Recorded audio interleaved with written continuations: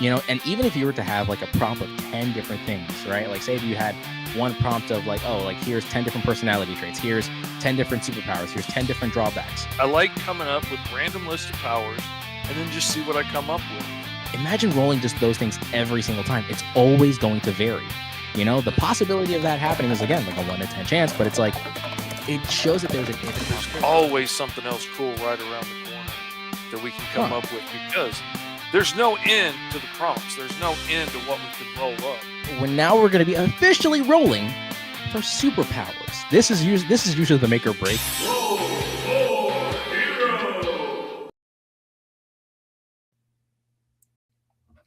Oh, whoa. Wrong one. Hey. Oh, God. Switch settings for some reason. I know, right? Anywho's, Ayo, and hello, everyone, and welcome to Roll for Hero, a segment of the channel in which we let the dice dictate what on God's green earth we will be drawing for today. But today isn't just a Roll for Hero, whacked out, wondrous, beautiful Wednesday. No, today is actually the amazing kickstarting campaign of sorts. I know nothing of how Kickstarter works. Mr. Fish actually doesn't. Speaking of Mr. Fish, y'all listen, it's me, your weird Uncle Lee, and with me today is, of course, my big bearded, bald-headed, beautiful co-star, the big fish in the small pond of indie comics, Mr. Fish. What is up, everybody? It is your ever-loving Uncle Fish. Glad to see everybody in the comments. What up, Mr. Nope? Hey, howdy, hey, how we doing today, everybody? Animations, Dragon Gaming in the house, Commander Comics. I might have to rethink that because the font that uses makes it a lot harder to read their names. The comments are easy enough, but the names get a little bit blurry, that small. But anyway, I am super glad to be here. I'm super excited because today is the day that we are going to be launching of the Kickstarters for GREENZONE, Life in the Blocks, the trade paperback, covering the first shift on the force, the first day at work for this group of superpowered genomes in a world where 5 years on the force is all there is between you and citizenship. These guys are risking their lives against the roving gangs of mutants, a bunch of world full of humans that hate them, a corrupt law enforcement system to try and claw their way out of the ghettos and make a better life for themselves. And we are going to be launching it in just a minute. You can go to gomrfish.com. That will take you directly there to the Crank Stomper page. For those of you who don't know how Kickstarter works, and there's always some people that don't know, when you back a Kickstarter, you are helping a creator like me get something made. So everybody is chipping in and helping get the print run done for this book so I can send it off, get a big offset print run of the trade paperback. And as a thank you for that, you're going to get a different tier of reward. Now, when you back it now, you're saying, okay, I like this tier, and maybe you want to put an add-on or something. And all the prices are there. On my Kickstarters, the shipping is included for domestic shipping. So the price on the tier is what it's going to cost if you're in the continental U.S. You back it, but it doesn't take the money out right now. That's one thing that a lot of people don't know. It's going to come out the end of the campaign, which is going to be on the 5-star feed show, which comes on after this, on my YouTube and Facebook and on the 5-star feed channel on March 11th. So it's, I think, 4 weeks. But anyway, it's going to be another Wednesday in 4 weeks that's going to come out on the 11th of March. So it will charge you then. So that's something to keep in mind. So be sure to go support Mr. Fish and go to that Kickstarter. Make sure to, fund whatever you can. If it's $1, if it's $5, if it's 15, 20, and so on and so forth, go get yourself an amazing kickstarting type of fun gifts and other little trinkets here and there. Mr. Fish, again, he knows more about this kind of stuff. I'm still new to all of this indie stuff. But again, I've actually had the luxury of apprehending and owning a few issues of GREENZONE, Life in the Blocks, and very good story. Very much you get to learn a little bit about each of the characters and what they all want, what they all desire, and in order to obtain said citizenship. So I am super excited to see this whole trade. And not only that, Mr. Fish, didn't you say that there were some fun little extras things and whatnot within this trade? Oh yeah. In this trade, we have got I'm adding in like 6 pages at least that I had to cut out originally just to hit the page count so that it would fit in the normal floppy format. And and it didn't make sense to have like, one book be 34 pages and the next one's, 26, whatnot. So I had to cut some pages out to make everything work, and now I get to add that stuff back in, and I'm re-editing it into a director's cut so it works chronologically across the whole first shift, and we get to add in the stuff I missed, and then I'm adding in like 30 pages of short stories and stuff that come from other places around the world and follow other characters and help flesh out the world of Green Zone, and I'm adding in character bios for all the characters and stuff that you see in Green Zone, and the heroes and the villains and the good guys and the bad guys and the in between guys. And for like 4 people that might be interested in it, there is a be drawn in the book tier. And for that, you'll be drawn into several of the pages. Might be some of the new pages. I may go back and draw you into some of the existing pages too. And then you will get a character bio in those character files at the end too of your character that you got in there. So that's a really cool way. We've already had several people be drawn into the book up until now. Some of them chose to actually have themselves be drawn in there. My buddy J Man is one of the humans holding a phone, filming as Bellamy and Waters get arrested by human cops.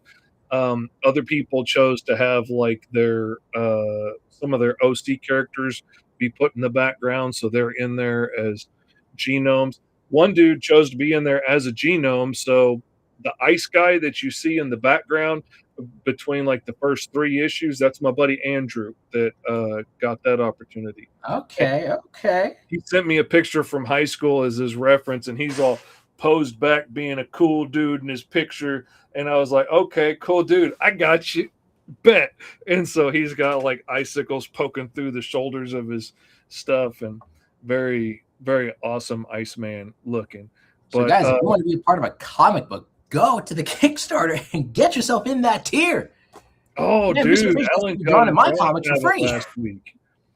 11x6 workspace, so I have a ton of space to work with now. Plus, I got a pen. That is freaking awesome, dude. That is What is amazing. up, Deadpool? Glad How to you see doing? you, man.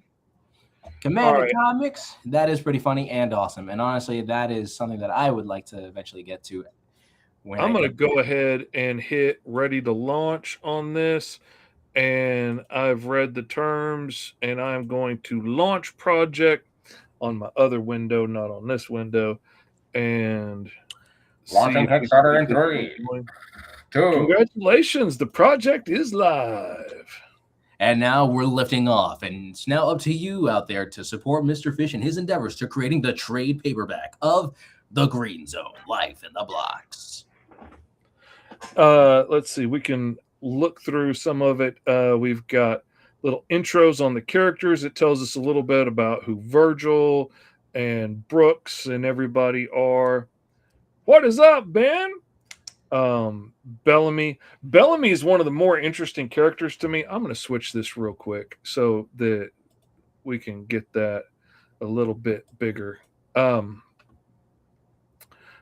is one of my favorite characters because she's what's known as a late bloomer in Green Zone. And just a couple of years ago, Bellamy was perfectly human. And then all of a sudden, her body hair started turning into razor sharp quills. And now she could go to prison if she bumped into you on the subway. And so all of a sudden, she went from a very privileged life and being in college and about to take over the family business to all of a sudden, she lost her citizenship. She's kicked out of college. She's kicked out of her family, and they've cast her out completely. And now she's gone from somebody who was afraid of genomes to now she is a scary genome. And she's having to learn how to cope with this new world, having to cope with her new reality of suddenly being dangerous to everybody that she gets close to, literally. And it's been a lot. You can tell she's really, really having trouble in this new skin. And then you got people like Danny Kim who've had life handed to them on a silver platter, and everything's been gravy for him. His dad is his boss. His dad's a career police officer. He knows he can't get fired no matter how stupid he is. So he piddles around and can do anything and get away with it, and doesn't realize how different his life is from everybody else's.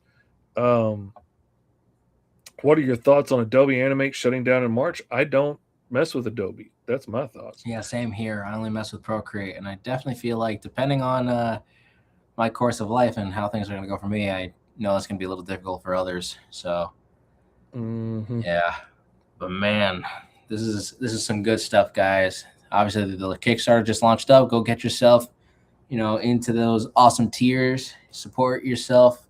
So the indie creators. You got to support your indie creators, and here's why. Number one, genuine passion. Got our first backer. Oh, we got our first backer. Let's go. Yeah, we do. $20. Now we got our first backer. Who's our first fronter? Somebody got the digital copy already. Let's see if I can find it. Lori Calcaterra, little Lori Calcaterra from Texas, came in for the digital edition. Thank you, Lori. You rock out loud. Let's go.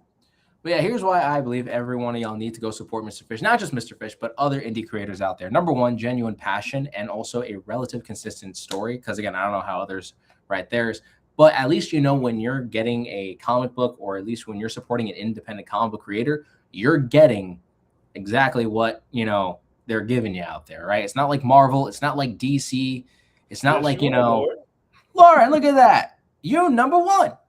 Look at that. We already knew Lori was number one, but she's also the first backer. Go figure. Anywho's,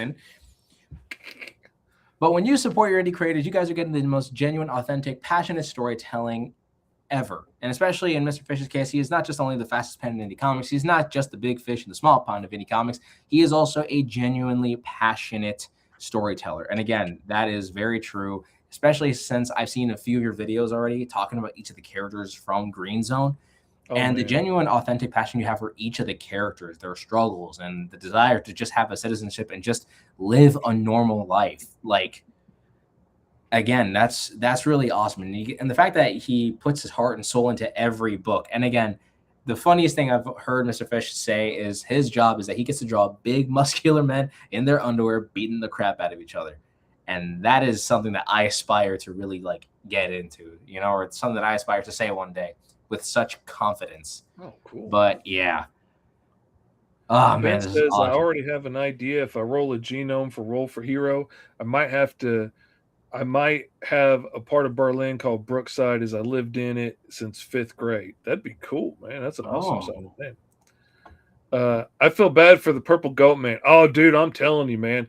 And just as a little secret side note, just for the fans of Roll for Hero that are here today for the launch, that's something that when I wrote him in to the script originally he was just a dude with antlers, just for them to cut him off in the story. That's literally the only reason I put him in the story, was to show how violent the human cops could be. But the more I thought about it, I was like, he can't just be there for that, because if I'm introducing and making him that big a part of the opening of the book, there needs to be more to his character than that. So he became a bigger part of it. And it honestly wasn't until I was halfway through the second book that somebody mentioned to me that I don't think those are antlers. I think those are horns. And I was like, what's the difference? And they were like, dude, horns don't grow back. And I was shocked, because I honestly thought, up until that point in my life, I thought horns and antlers were basically interchangeable. I thought it was just what they looked like. I did not realize that if you cut horns off of say a goat or a ram or something, they don't grow back. I've seen the empty horns, when people use them to make knife handles or whatever, or drinking cups or whatever. I thought they shed them like deer shed antlers. And so it didn't strike me when I originally did this, that they mutilated him for life. And when I found that out, I freaking wept. I mean, I ugly sobbed when I realized what I, as the writer, had done to this dude. And they did it so callously, and I didn't even think about it that deeply, which is one of the reasons that I get so passionate when I talk about that. Is ultimately, like, I feel partly responsible for what happened to him, because I mean, I'm the writer, I did it. Like, Virgil's life sucks so bad because I keep doing this to him. I literally made my editor cry because I keep being so mean to Virgil. And Your poor editor. but I mean, that's the thing, is sometimes you can't win for losing. Sometimes you do everything right and you still have a bad outcome, or people still look at you as the bad guy. And that's what this is about. It's about how complicated life is. Indeed. And I will also say too, didn't you also utilize like a superhero RPG book to actually create some of the characters for Green Zone and or for like other projects? Oh yeah, before I made up my own Wheel of Powers and stuff for my School of Fish art stream, and before we did the Roll for Hero stuff, like back years ago when I first started Green Zone, I would get out my old um God, what's the name of it? Heroes Unlimited books. That's what I was trying to think of. I would get out my Heroes Unlimited books and just roll for a random set of powers, and that would be what I would draw for my warm up that day. And I would design new characters that way, which is how I got characters like I don't think he's in these preview pages, but it's how I got characters like Johnny the Vault, this big fat guy who can absorb anything, and it becomes a magic tattoo on his skin, because I got matter absorption and magic tattoos and all this stuff. So I combined it all into one thing, like I like to do. And so this dude gets bigger and bigger and bigger every time he absorbs stuff, and it becomes the magic tattoo. And then when he like hits that tattoo, that thing comes back out again, and works really great for inorganic things. Doesn't work that great for like living things. But living things tend to get digested. But yeah. Oh, J-Man said, I pledged. I think I'm number 3. Let me refresh. Oh, goodness. We got Lord Coxterra in first place. We got Michael Waypo. I don't know how to pronounce your last name, Michael, and I apologize for that, because you back all my campaigns.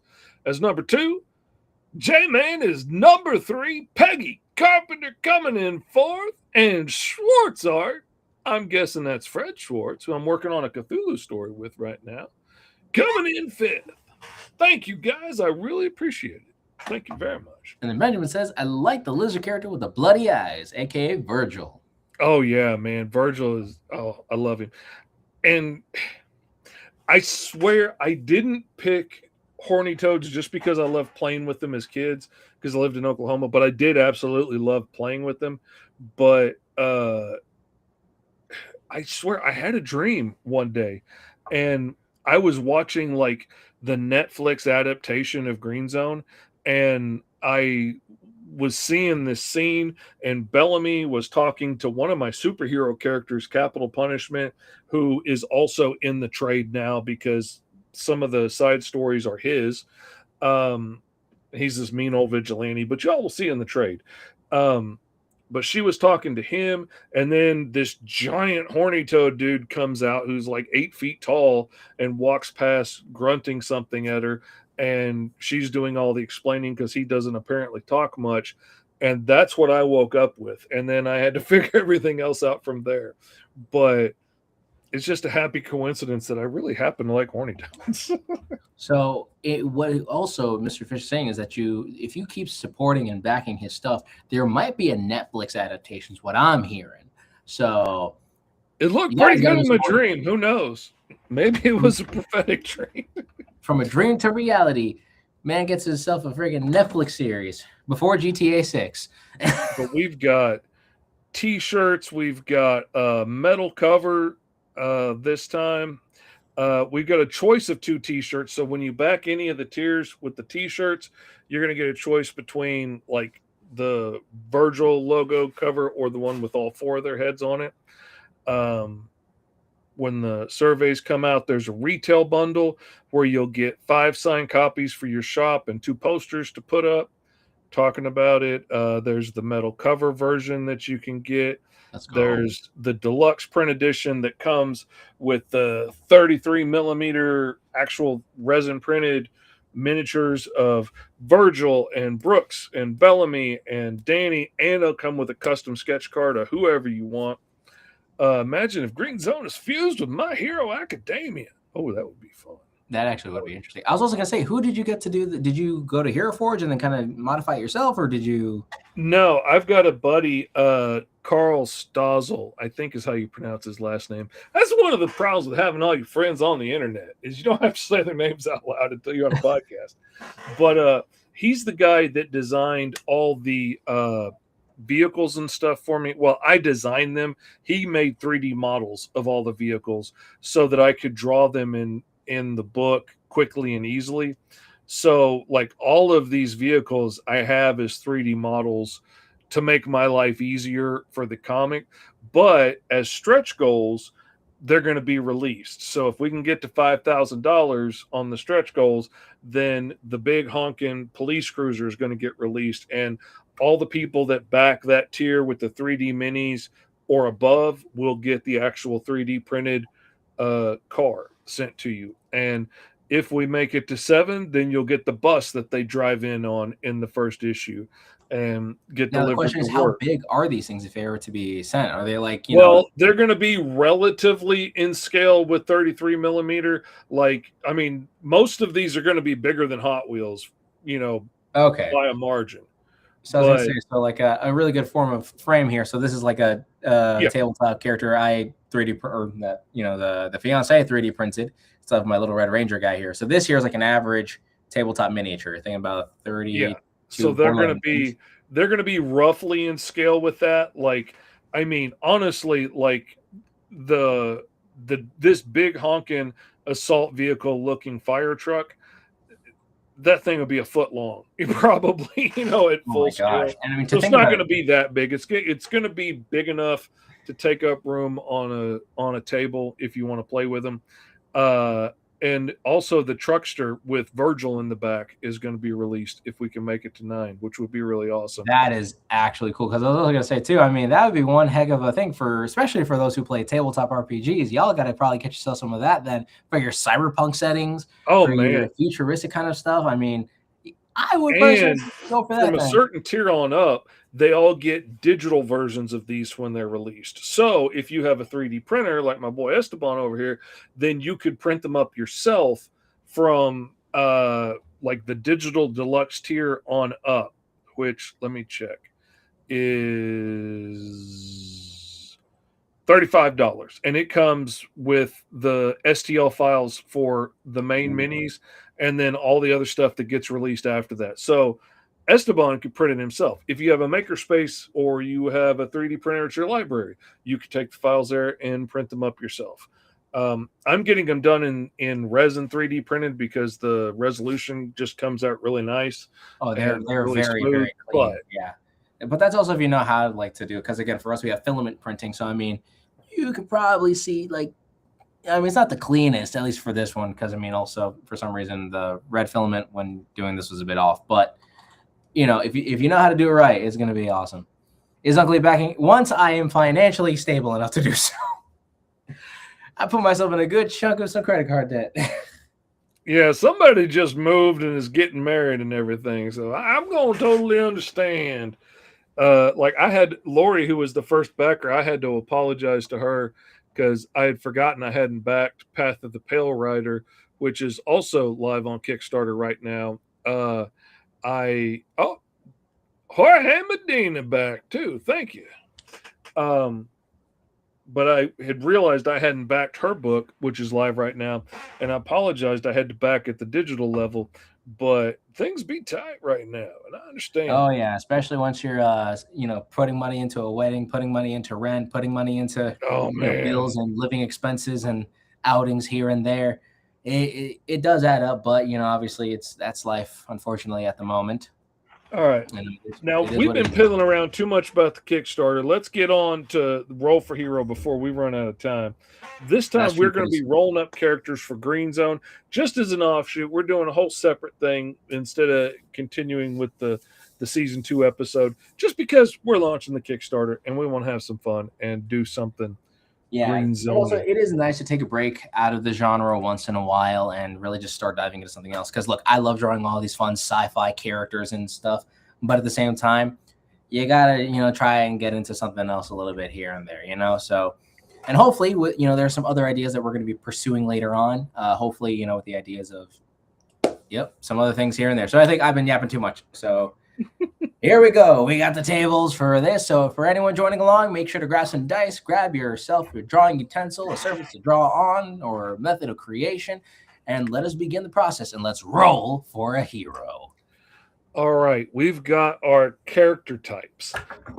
Now in this world, if you're a genome, if you're a mutant with any type of ability, you lose your citizenship. So the number 2 genome, that's just a standard genome trying to survive in the blocks, who hasn't joined up with a gang or anything else. They're on their own. Number 3 is a gangster. You have joined up with one of the gangs that rule the blocks. Like Virgil's block is ruled by the lower 8s because they're in the lower 8th district. So they named themselves after that. Oh, Benjamin got a pro hero. That's somebody whose mutation was good enough and their looks were sharp enough that they could go pro, like out of high school. That's like going to the NFL. I mean, that's like the equivalent of like saying you're like a Cyclops or a Wolverine. You're a mutant, but you look way too human to look, freaky or weird or something like that. Or maybe not. I don't know. But yeah, that's a pro hero. That's good. And usually most of the pro heroes work for Alpha, but not all of them. Some of them work for other companies. Lots of places like are doing reality shows and stuff where they bring in heroes and they go save the day and whatnot. Alpha is an overarching organization that works worldwide that basically hires up heroes and you work for them and they send you out on different missions as things come up. So, you could be getting sent to Borneo one day and be fighting somebody in the streets of New York the next day. But, they send you where the needs are. And then also real quick as well, just so that we have more context into this. Also, Fred Schwartz says, backed and shared. Fish, good luck, buddy. I'll keep the promo through the campaign. Let's get it. But I was actually going to mention the world of Green Zone is like a standard superhero world. So there's magic, there's science, there's like kaijus and heroes, monsters, all that kind of stuff. Darn it, you're absolutely right, Ben. You're absolutely right. I missed one. So I don't know what I'm going to put there. Oh shoot. We'll say for now, unless you want to fix it now, we could say that's just. If you get 11, you can make 11 whatever you want it to be. That's what we'll do. If you roll 11, pro hero. So let's roll and see what we get while everybody else is rolling. We're going to do 2 separate ones. I'm going to roll for mine. Fish is going to roll for his. So he's gets to add whatever he wants, and then he gets the option of putting mine in there. Ooh. Oh, no. I'm an army recruit. Can we take a look at the fan art later? We will try. I'm going to see. I've been really busy getting the Kickstarter ready, so I haven't had a chance to go look. So I don't know. We may have to look at the fan art next time because I don't know how we're going to do that and get anything drawn today. Yeah, we got a lot on our plate. I'm sorry. I've been so busy getting time this that we thing have together. now. All right, now we're rolling for our mutation. Now this is going to tell us like how many powers and whatnot we're going to get. And oh no. No. Oh wait, this is okay. Oh, what do I got? I got 3. 1 major. Oof. I got no powers. I'm a gangster with no powers. That's going to really stink in the blocks. I mean, hold on a second. Wait. You're a gangster in the blocks. and he had no power. So at that point, it's just Well, that strictly just means that I don't have any like overt superpower. Like I can't like throw fireballs or shoot lasers out of my elbows or anything. Like I mean, I can still be a mutant. I can still look weird, and which a lot of people, a lot of genomes don't have any like superpower. They just like might have like Corporal Waters, who trains Bellamy. She just has spots and pointed ears. Like other than having speckled skin, she doesn't have a mutation. It's also kind of like being an alien with no special powers or ability. You're just kind of just some guy, Yeah. but you just look differently, So that could also be a situation too. Yeah. But then again, that can also lead to some really unique storytelling because, like, this is a gangster. Is he a low tier? Is he a high tier? Is this kind of gangster the kind to really like through spit, grit, and duct tape, trying to really make his way to the top of the gangster ranks, or is he trying to lay low and just not bother anyone else, kind of a thing, and stick to his own kind of people? Like. All right, now we roll for our looks. Do we look human? Do we have crazy colored skin? Oh no, not another animal trait. Okay, now here I rolled a 6. So I have an elemental looking character. So I'm going to roll for my element on another Actually, table. real quick, before you do, was there a powers table? Because I rolled one major power. Yeah, there is. It's coming up. Okay, just double checking. All right, you have an elemental, so you roll up yours real quick, and then we'll go from there. See, I like Mr. Nope's idea. Maybe he's an expert at bluffing and just threatens to use his powers. See? Oh. I like. Now, here, That's if the you goal. got one of the animals or something, here's a random animal table. All right, that is me, and I believe I had, what was it, animal trait. Was there a specific amount, or? Oh, wait, hold on. I take it back. There's 3d8. Because I'm totally prepared for this. Usually it's just one. Like, I mean, like. But do I like myself? Absolutely not. So we're going to go with 3. I love you, honey. Mm-hmm. Hey, come on, get it. Don't you love when dice love to not work with you that one day? The one day where it counts. All right, let's go. Doggone Comics got elemental 4 rolls in a row. That's crazy. My lord, all the elemental powers. I swear, at that point, we just got to stop at the elemental. Like season 3, roll for hero, no elemental powers. We're done. 9, 10, 11, 12. Wait, is that 9, 10, 11, 13? And that is. Can I re-roll? I don't want to do it. Go ahead. Again. Yeah, absolutely. You can re-roll. I'm done with. I should have taken like shark and wasp off of here. All right, numero 9. Even worse, my phobia, but we're gonna go with it. Better than a wasp. You're not the only one that got spider traits. Benjamin got spider traits too. Twins. Anyways. Okay, now here's the elemental table that I got to roll on. Come on, something good. Fire. Okay, for a guy with no powers, I've got fire form. Oh man, I'm about to make a demented Spider-Man out of this one. So I'm going to take no powers as meaning I have no other power than the fact that I catch on fire. It's like you're the Human Torch, but worse. Yeah. Oh, roll blue skin. That's one of my absolute favorites. That is literally one of my absolute favorites. Actually, fun fact, if you really take a close look in the backgrounds at Brooks' family, you will see why he's purple. If you really look in the books, it's clear. I got to reread. If you pay attention to your genetics. All right. Minor power table. We've got pyrokinesis, telekinesis, were animal, strength, body weapons, which are your claws and your antlers and your teeth and your, stingers and things like that. Or wings if you know how to weaponize them. Yeah. Body armor, tentacles, jumping, extra limbs, advanced senses, night vision, energy blast, causing fear in other people, gills, wall crawling, speed. Oh my lord. Oh, 2 roll for hero episodes in a row, not 4. Okay, I got what you're saying, doggone. But still, 2 elemental characters in a row is. I mean, at that point, I want to work on the Primal Empire just to get all of the elemental powers out of our system. Now, Benjamin's saying he's glad to not have a fire elemental with ice powers. I think that would be epic. I love that. Equinox. You know who's the equivalent of that? Big Chill from Ultimate Alien, where he had like the fire ultimate look. So he was still like an alien that had the ability to stay cool, but also had like a fiery kind of vibe to him. Who knows? You can create a character, call him Hot Ice. Icy hot. Even better. All right. Now we're talking major powers. This is where I'm at. So I already have a character that looks like a spider or has spider-like traits. And now my major power is number 5, to mutate others. Oh, dude, that's gonna be good. Oh my God! No wonder why the army wants me. I'm gonna create a whole region of genomes and force them into being in the blocks. Little T.S. Luther from Michigan's asking, What's what's the TS? Kickstarter at right now? Let's take a look. Let little T.S. know. Let's see, where are we? We're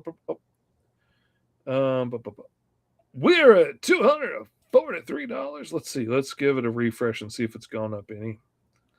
We're at $403. $403. That's really crazy. Better than where it was a second. Sorry, I'm acting like so fake right now, but that is genuinely awesome. That is a really what's the intended goal here? Like, is there a specific amount that we're trying to reach, or? Yeah, the goal is 4,000, which is another thing. If you don't know about Kickstarters, we have to reach goal for anybody to get charged. If we go past goal, then at the end of the campaign, then your debit card, bank account, credit card, whatever you put it on, will get charged at the end of the campaign for what you pledged. If we don't hit the goal, then nobody gets charged.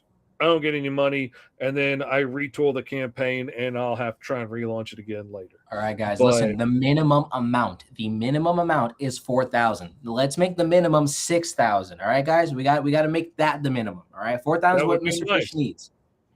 Let's make 6,000 the minimum. All right, so that way we can get the cool, 3D printed cars, all the cool miniatures, so that you have something for your tabletop games, because we all deserve it. Or you guys deserve, if you decide to back it up, which you should, because I said so. Your Uncle Lee approves. Anywho's back to our crazy synopsis of a crazy character here. So for those who are just now popping on in, like TS over here, I basically rolled up a character who lives in the green. So we're all making characters for the Green Zone universe. So I created a character who is an army recruit, who essentially has, was it an army recruit? Yeah, it was an army recruit who essentially has one major power. And that major power is to mutate others. What makes it worse, that my character has animal traits, specifically, and even worse, spider traits. See, to me, that just plays in really well with the mutate others. That's like, you got the bite is just built in, dude. It's right there. Oh, 100%. Like, you snag him. Like, he has his own web. Yeah. He puts them in a little web cocoon. Next thing you know, they burst out like genomes. Mm-hmm. Creating super soldiers of all kinds. Oh, man, he'd be the worst. All right. Now, I guess that was the end of it, huh? Really? I guess. Well, yeah, I didn't do a quirks because this is Green Zone, and Green Zone's already pretty tough. Yeah. So let's see. Yeah, I believe we got it all already. We got the looks and the random animal table. TS is right. Do it. Back this book. All right. Character type. If TS was here, I think he would say, I'm TS and I write comics and I approve this message. Yep. Tell me if I'm wrong there, TS. Just double confirming here. Yep. That was it for that. Okay. Alrighty then. My character's simple because I have no other powers than the fact that I can apparently catch myself on fire.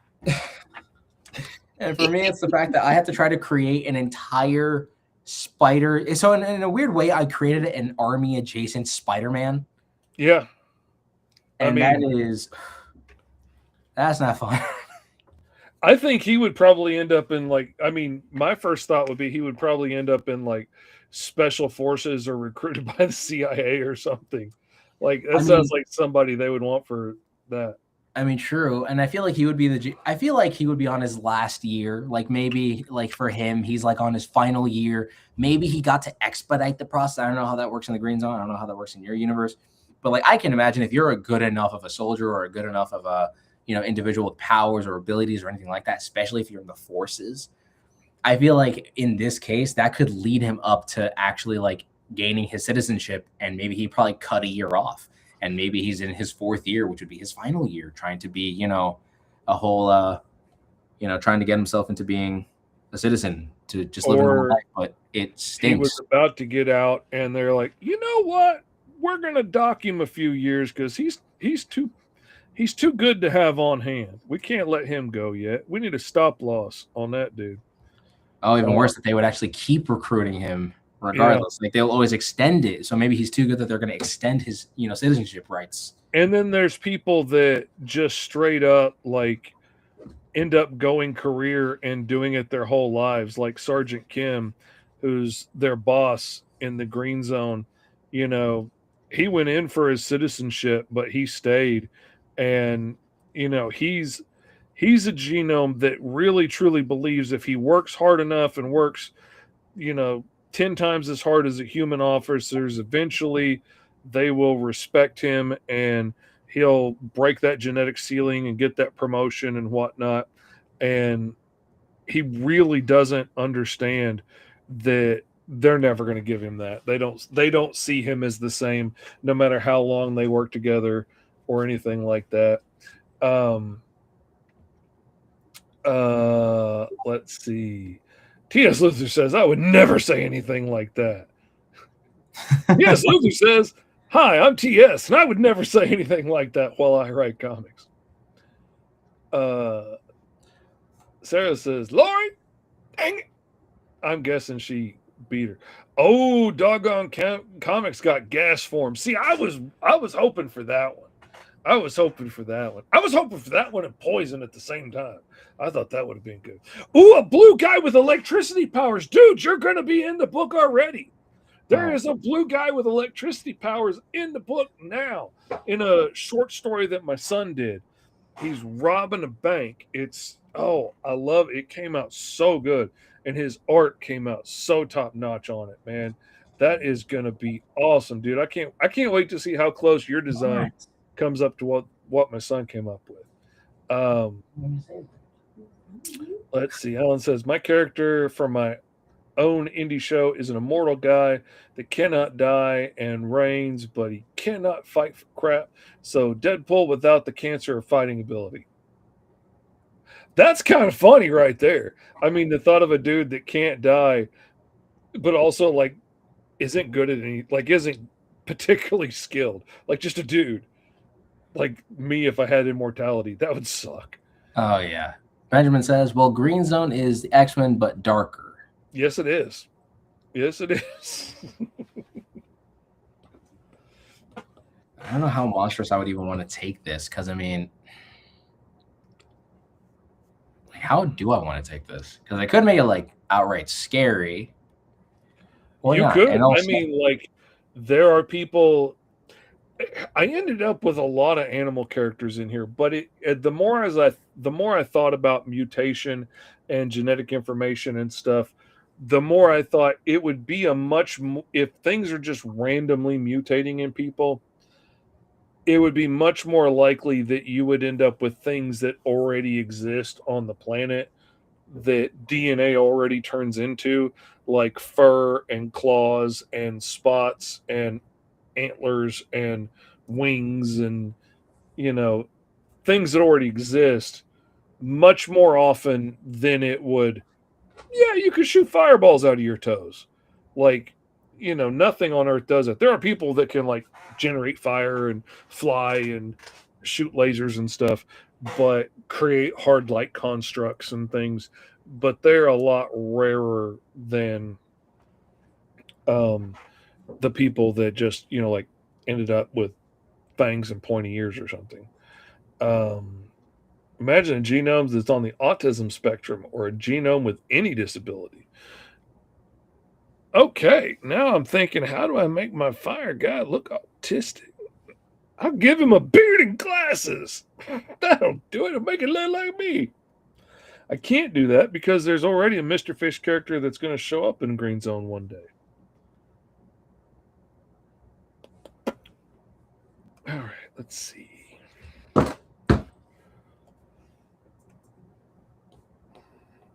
Trying to see if I can give that army recruit kind of vibe.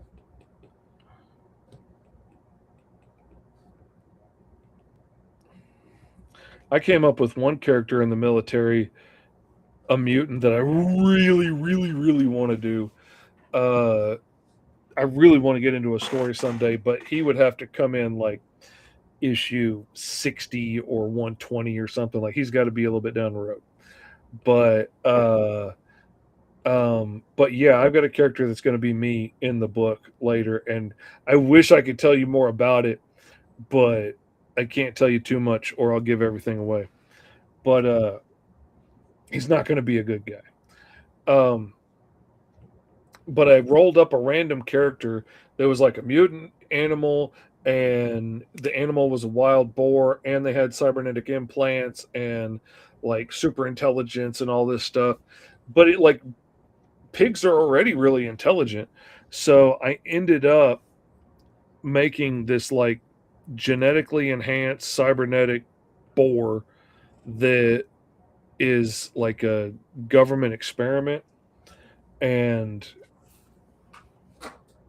one thing that hasn't had a chance to really show up in Green Zone yet, they've touched on it a little bit, but like Virgil gets tested. Virgil and Bellamy and Brooks all get randomly tested as soon as they show up at the station to make sure that their genetic mutation is within a certain range, because if it's more than so far mutated from the human DNA, then they're legally considered animals no matter how smart they are.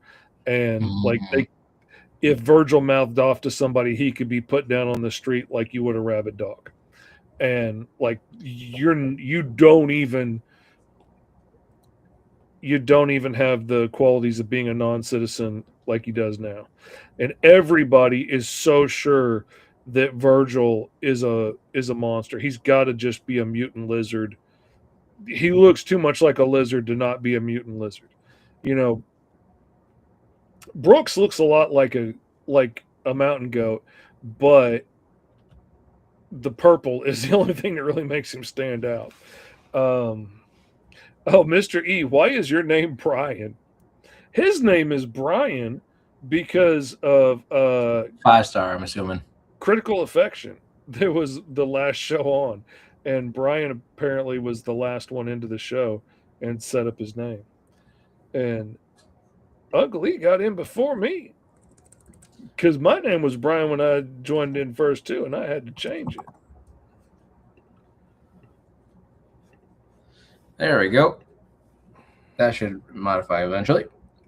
All right, so I'm kind of going in, trying to show off at least like the AK, or at least like use the gun as. By the way, preset guns, always great to have, you know, as a nifty little tool here. So thank you, Mr. Fish, for that one episode of School of Fish where we got to finally learn how to use fun and nifty preset brushes in order to, you know, make drawing easy in our lives. Oh yeah, man.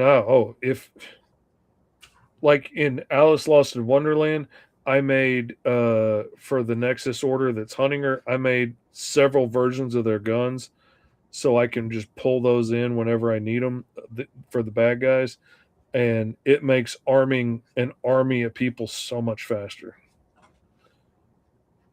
Okay, so we're just doing than having to remember how I drew that gun 100 times.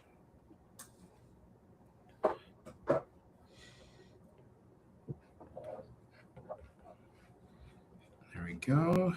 Just got to get that arm on the position there, because I want to at least give this guy the creep factor of giving him like at least a couple of arms.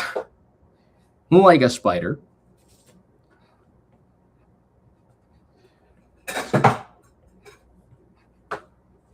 You okay, hon? Yeah. What'd you drop there?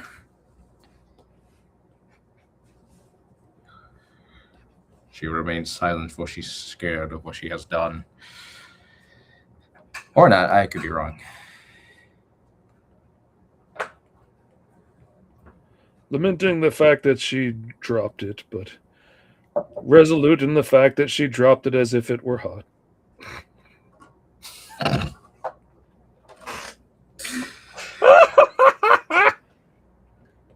What is up, Lori Foster? I'm just inundated with Loris today. Foster, Calcaterra, everything's coming up Lori today. Oh, We got a bunch of You new clean the table? backers like You clean the Mark table? Florio, Daniel Caliban, Lars Benjamin Stein, Up the Graph, Bill Treadwell, Zach Rossner, Devin and Article, Free Spirit, Adam Yoshi Unity Fitz, Russell, Stuart Blanc, Alrighty. Jorge Medina. Let's see what we're at now. Give it a little old refresh, because my computer will be getting behind. Oh, we're about to break 1,000, baby. With Let's 16 go. backers. All We are right, on guys. the way. Imagine a genome that resembles an armadillo and a bat with the abilities to kill the corrupt police force. Ooh. Want to work on those hero forge, but I gotta go get streamed. I gotta go. Great stream, y'all. I'll be back. Ready, doggone comics. You be safe now. Yep. Have fun, man. All right. Back to my drawing, because I'm starting to dig this guy. And I'm thinking, much like, oh, who was it that suggested it in the comments? I'm thinking since I rolled up no powers, but he has an elemental form with the fire, I'm thinking like maybe like a fairy fire kind of thing. Like, it's an illusionary. It looks like fire, but it doesn't actually burn. So like he can look really scary and try and terrify people, but if they actually pressed him on it, he can't really do anything about it. Okay, now see, that's something I'm gonna tell you right there.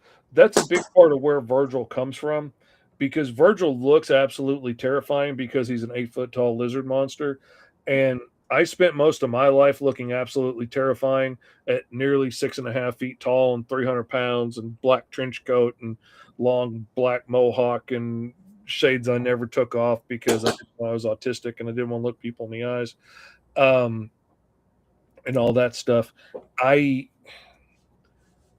Virgil's absolutely what it feels like to everybody to think you're scary, but you're actually not, and you're more afraid than they are most of the time.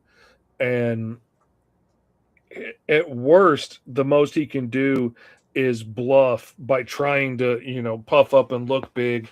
And usually when you hear him growling and stuff in the book, it's usually because he's getting scared and his nose and stuff is getting stopped up and he can't breathe and he's literally like gurgling on his own stuff because like he's terrified. And but like I have made it through so many things in my life, so many traumatic events in my life that could have well taken me out purely off bluffing. Like at one point, one of the small local gangs in my high school set it up as their initiation that this kid had to shoot me in the middle of class, like in the middle of the hallway at school. And kid pulls a gun on me and I see the guy standing behind him and I know this dude. I've spent a lot of time with this dude and I really felt betrayed that he suddenly made this the initiation. And I look at this kid and I just bowed up on him. I mean, there's nothing I can do against this weapon he's pointing at me, but I bowed up on him. I cut out, didn't I? Oh, no.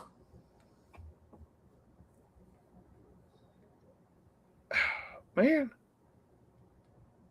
come on now.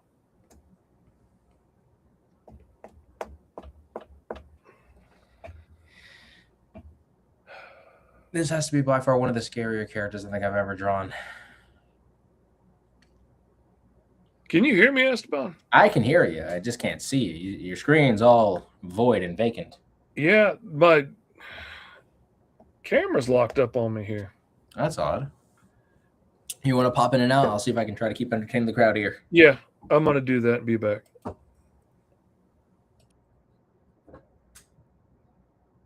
And now there is only me. It's really tough. I'm so sorry about that. I know Mr. Fish is the sexier one out of the two of us, but I'm just saying. Anywho's, and jokes aside, though, imagine a genome with a face that looks like a mix of a gas mask and a plate. Oh, God, that's just disgustingly awesome.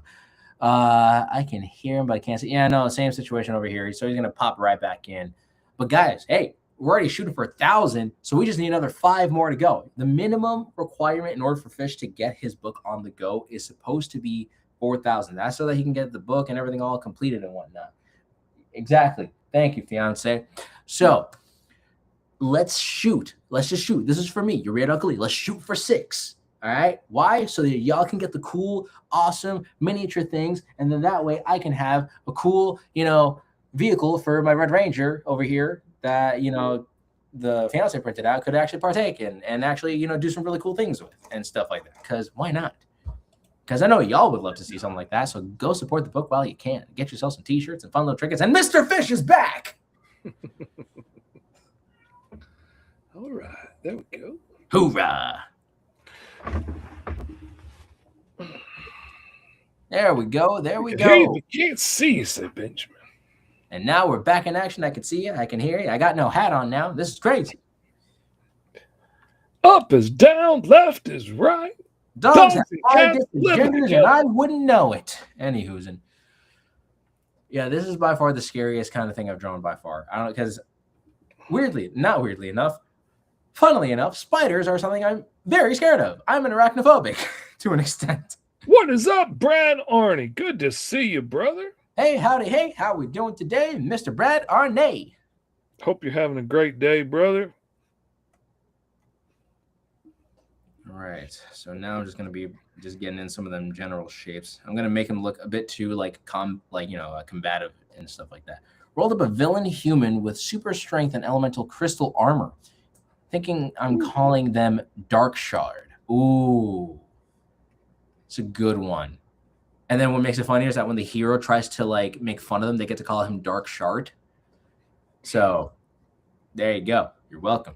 Now your hero has a comedic thing to say to the said villain, because I'm a mature adult. I pay bills. I do taxes, I think.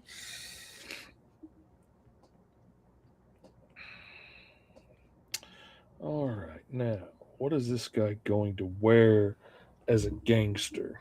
I'm thinking if he doesn't have any powers and he doesn't have anything to really protect him, I'm thinking leather jacket. I wanted to show him holding the gun, but I feel like that's also restricting me showing off the potential creep factor of this dude. It actually reminds me of times when I would try drawing, I will say that weirdly enough, as scared as I am of spiders, I am always into the idea of driders, which in D&D are dark elves that are half elf, and then the lower half is spider.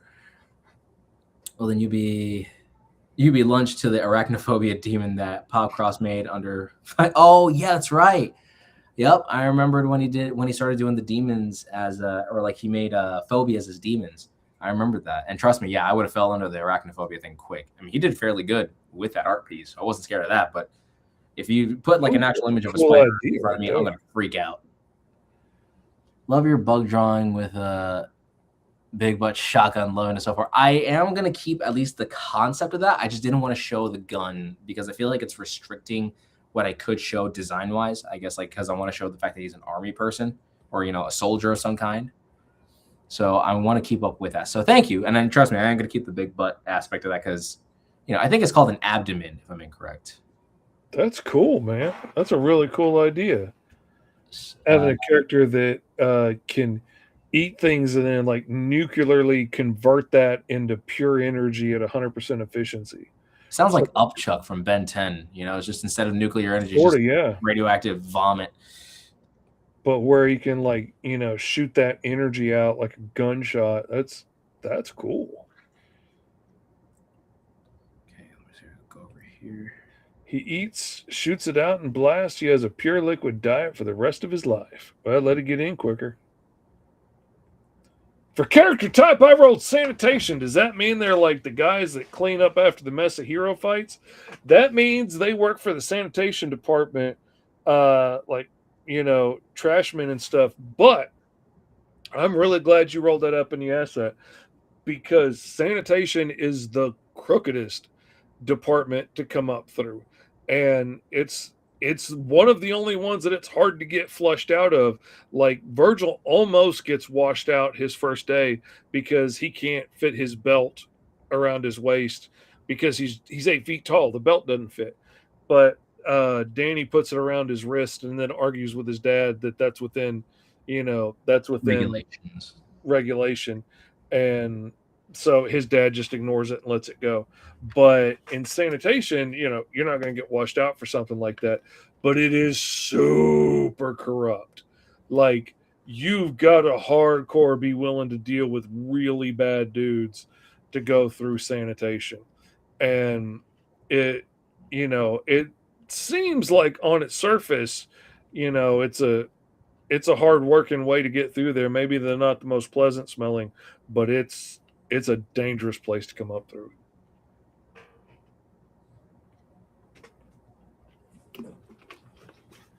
Like, they're the folks that will bury the bodies and stuff and make things disappear. And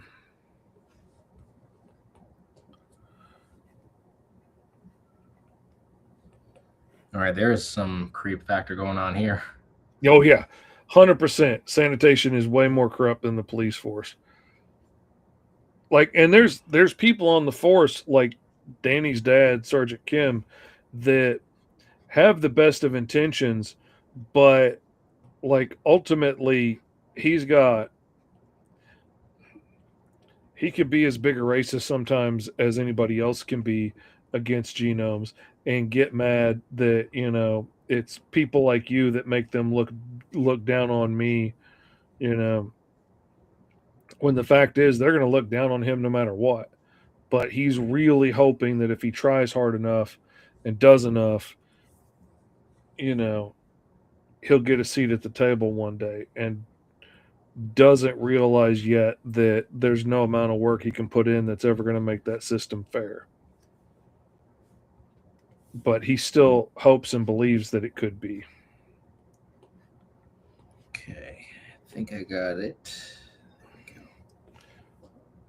I'm back and I made my character in Hero Forge. He has ice powers named Jamie Ram, and he can turn into a gas form.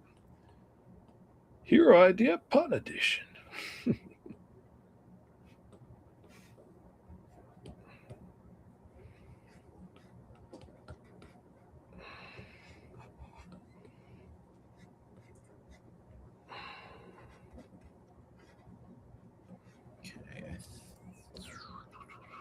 You know what? He needs to have an arm up or something. There we go. There. I think I got a position that's worth keeping. So I guess in a weird way, like the gun still kind of covered it up, but I want to show, like, I guess the creep factor. I want to show like all the other limbs and arms and stuff like that. Mm-hmm. I really can't tell. Like, I kind of dig what I'm doing here because I feel like this could also be like a good cover pose. Like you can kind of see like the green zone cops are probably going in. Like maybe he's just like, I just want my freedom. Who knows? Benjamin asks, also, are you designing a new character for Green Zone, Mr. Fish?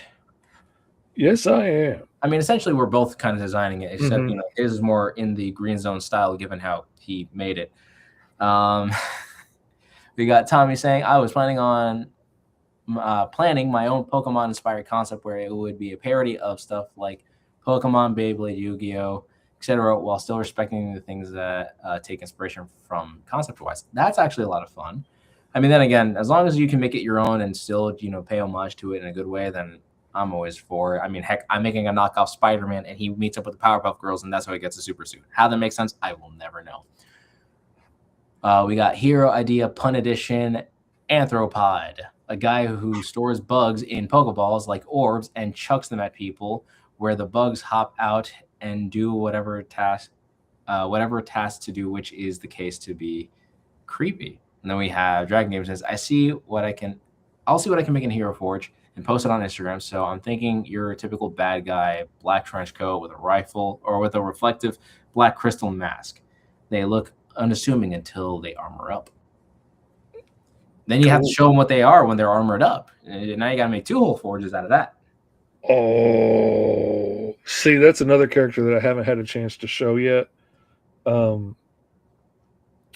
I have 2 characters right now that I'm planning on using at some point in Green Zone, that are almost like mythical level bad guys. They're like, their names are Cinder and Shard, and they're both like elemental demons that are trapped in these 2 masks, these 2 like ancient masks from 2 different cultures. And when somebody puts those masks on, they at first they start to be able to use the powers and abilities, tap into the ice and the fire powers of Cinder and Shard.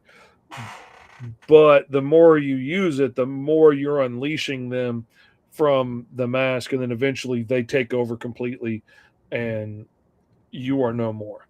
You are just the host that they're puppeting around now.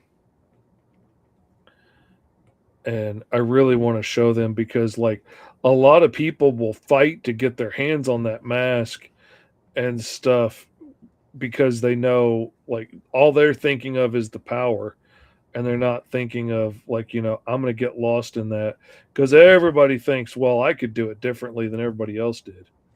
I'm not going to make the same mistakes they made. I could rob a bank, and I wouldn't get caught because I wouldn't tell anybody.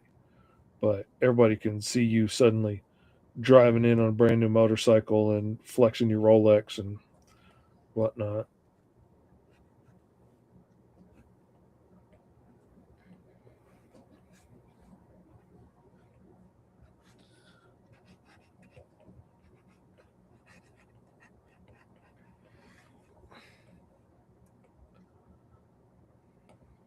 All right, I think I got someone more keeping over here. All right, character idea number 2, or pun edition number 2, Yin and Yang, police officer, good cop, bad cop, but more literal dynamic duo. Okay, the fact that I haven't seen that as a comic book yet, I'm very upset about, because that would be the funniest like buddy cop comic ever made. And I would love to see that. Man, I kind of wish I made that up myself. How dare you? How dare you indeed, he says. Do I have it in here? I asked myself quietly, hoping nobody hears. Yes, I do. Yes, I do. I had a better one than that. You see, and now this is the quiet part where we get so zoned in trying to draw out our concepts here. Couldn't happen.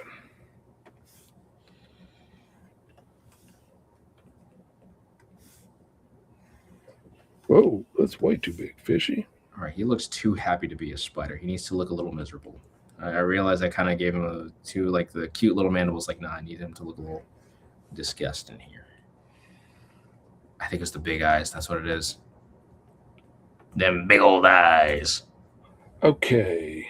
Stop staring at me with them big old eyes. What kind of hair does a fire guy have? Now, my first thought is like usually you would have like sticking up hair, but that seems a little on the nose to me. Now, hear me out on this. A low blue flame, like kind of like a bit faded, but like blue, just like a hint of blue color. That's it, because that's like the true like color at the very bottom of a flame. The yellow and the red and the whatever, that's always on the top. But if you're talking about low burn, like sure he has like an elemental form, but like maybe he, in order to kind of keep that presentation, like he doesn't have any powers, and the fire hair is just at that point aesthetic. It doesn't really do much. It doesn't even heat up a marshmallow. It's just maybe his excess body heat just coming in the form of the blue flame over his head, or the way that he kind of flares it out. So would Mr. Fish's gangster be trying to make a deal with Mr. E's character? I don't know. He's military, man. Yeah, and I think my character would be too stuck in the military to even do anything.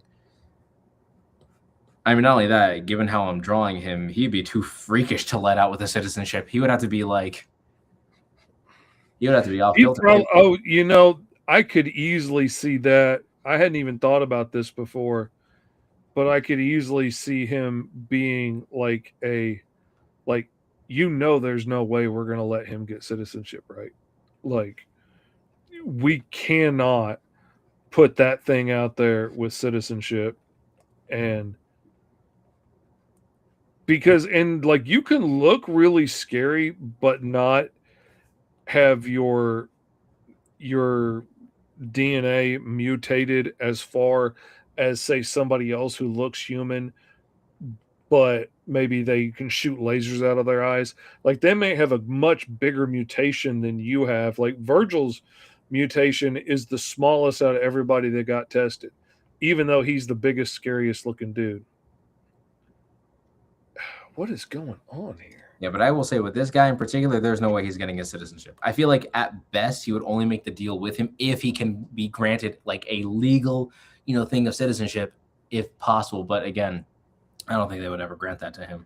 Mm-hmm. Just off rip, just the fact that he looks like this scary spider guy,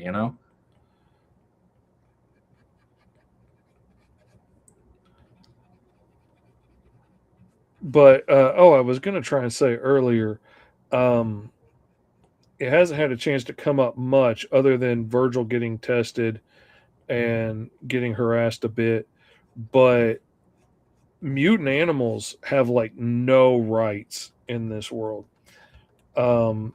If you're an actual, like if you were a Ninja Turtle, you're just a nuisance that needs to be put down. You're not, there is no path to citizenship for you. If you were livestock that was experimented on and now you're super intelligent and can fly and control the weather with your mind, doesn't matter. You are an animal, and if anything, you are a nuisance and need to be put down. There are no protections for them. So there is a animal terrorist organization, they're freedom fighters called the Freedom League, that are fighting for animal rights in the background, and they haven't had a chance to become a big part of the story yet, but they're out there fighting for animal rights, and everybody views them as terrorists. And when they do show up, I wonder who everybody's going to assume Virgil is in league with, because he sure looks like he would be on their side, even though his mutation isn't that terribly big. Just what it feels like to be in the blacks.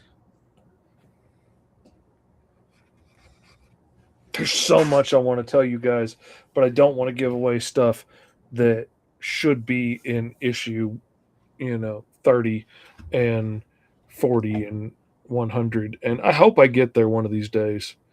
We sold one of the retail bundles to Mark Florio. Let's go. Thank you, Mark. And even if Mark isn't going to put them in his store and sell them, Mr. Midlife Crisis came in and got the first B in the book tier. Mr. Midlife, always coming through on making my day sunny. I love you, brother. Oh, man. Ooh, that was a good one. Benjamin said, what if Mr. E's character would be a secret member of the Freedom Fighters? The closest connection he'll ever have as like someone in the military. And I can imagine like maybe there's probably an off section region. That sounds like Animal Farm, but with like, more sentient animals. Oh, yeah. Oh, imagine if a genome who was a poacher. Oh, see, that's awesome. Just made my pledge, says Dragon Gaming. Good luck, Uncle Fish. Thank you, brother. I appreciate it. Oh, Trey came in with the metal covered t-shirt bundle. That's awesome. Let's go, guys. Remember, 4,000 is the minimum. 6,000 is where we need to be, though. We're already at we're closing in on 1,500 now, and we've only been at this for just over an hour. Let's go, guys. I'm loving it. I like That what is I'm seeing awesome, here. man. Keep it I up, guys. appreciate each and every one of y'all so much. 21 backers. Chugging along, buddy. Character idea upon edition number 3 says bootleg, a sidekick imitator of Puss in Boots who admires him to the point of obsession. He is a dog with sneakers instead of a cat in boots. I actually remember that reminded me of a character as like a joke character. There was this one weird like Netflix show. It was about like this kid who bought a toy company or whatever, and they always made a bunch of these like, you know, strange and unique toys or something like that. I forgot what, I think it was called. The name of the show doesn't pop up automatically, but I remember they were doing an episode dedicated to like trying to create a superhero toy. And then they came across the name of Sidekick, which is a character who has the ability to kick from the side, which is like a funny gimmick. And then I took that idea and then I'm like, okay, wait, hold on, Sidekick. And then I gave it like a whole like aesthetic and everything. I made like his logo look like the letter S, but also a foot. So like, I got to draw that character again. That was actually a lot of fun. Sometimes you just need to create a dumb name for a character and then just go with it. And then boom, there you go. You have like your $1 billion idea is the dumbest thing you'll probably ever come up with. Great examples are the Teenage Mutant Ninja Turtles. Yeah, that's just being silly one day. And then little did they know, they created the world's greatest media empire. As did Kim Kardashian. Same thing. All right, then. I think I did a pretty solid job. This is as best I'm going to get to show off, like, the fact that this is a creepy spider dude. Didn't see the Pokemon Inspired concept. Gym leaders, champions would lose parodies of existing characters from Pokemon or Yu-Gi-Oh! While poking fun at the characters. Better yet, why don't you make some of the gym leaders the part of like the OG 151 Pokemons or something like that? Like you have the water one who has very, you know, unique visual looks to like Squirtle, or if it's something like Yu-Gi-Oh, maybe you can get one of the characters from the cards to look like a gym leader or something like that. So like say you got Dark Magician, but then he's also like a psychic trainer of some kind, but you make it work to that level or to that extent or something like that. Not a bad idea. And then we have, imagine if there was a version of Jupiter Jack, Meteor Mandy, Oak Fang in the universe of Green Zone. Basically, I remember you kind of saying something like that, where a lot of the characters we've drawn thus far for a lot of our other Roll for Hero episodes, if they were like all part of a different universe, not against the idea of that. But then again, this is Mr. Fish's world, so he has the final say on how that works, you know? That would be cool though. And also that would actually be interesting too, because you were talking about those demon characters that were based on those masks, and then like, you know, with Oak Fang, he actually needs to wear like that mask in order to keep his, you know, focus with the spirit guides that allow him his elemental abilities. Mm-hmm. Yeah, and there's like, and in this world there are aliens from other planets. It's got everything that, you know, standard like tights superhero world would have. It's just from more of a how do I think that would really go down in our world kind of perspective. And in a world where they have lots of professional heroes and stuff, like if say you're an alien that comes to this world, then basically, you know, if they think you're going to be any use to Alpha, you will get very quickly pressured into working for them. And there is like the team that I would like to do more stories about at some point, that's like a B level team in like one of the side stories that is in the trade, the B team. Yeah. Wasn't it based on what Bear wrote? Do what? Isn't it based on what Bear wrote? Yeah, it's that story that Bear wrote. It has an alien on the team. and he's a shapeshifter, and he got arrested for identity theft, and basically, the leadership at Alpha told him, like, we can either start to vivisect you and find out, like, more about your species that way, or you can work for us and, end up getting your citizenship and whatnot. And it's actually way easier for aliens to get their citizenship than it is for genomes. Imagine if this came at you, hon. Gross. I wonder how Melanie's gonna react to that. She's gonna say it's hot or something. No, she won't. She got weirded out by the gorilla squid Oh, thing. that's true. That's true. All right, sorry about that, everybody.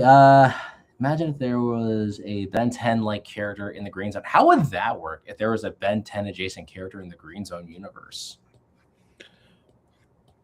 That could be really interesting, honestly, because like there are like non-genome powered heroes. Like there's a guy flying around in issue 3 and 4. His head's on fire with red fire. He's got a bright glowing red arm that's an energy construct because he lost his arm when he got his powers. But he's like the epitome of like an old school Marvel, like this accident happened and you got superpowers, and he's that kind of guy. So like Peter Parker isn't a mutant. This guy's not a genome. He's a non-genome powered human. And Okay, actually, here's some fun. Now that I think about it, hold on real quick. Let me get this comment, then I'm gonna ask you that question. I was also planning on making an inspired concept based on in Zuma 11, which also has aliens and stuff, like world building wise, and the protagonist would be an international soccer group as well. Interesting. That is interesting. Inazuma, haven't heard of it. Just dropped my pledge, says Dad Pool.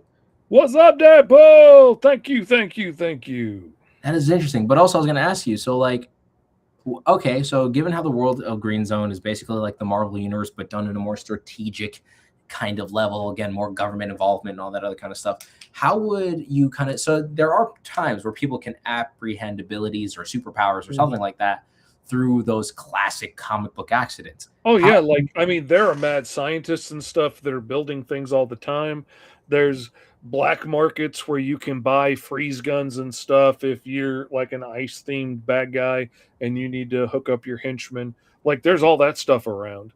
So then now the question here is, how does one go about that, because of the fact that there are genomes out there, and then like cops and law enforcement can look at somebody with superpowers and be like, is that a genome, or is that some guy who just got powers by accident?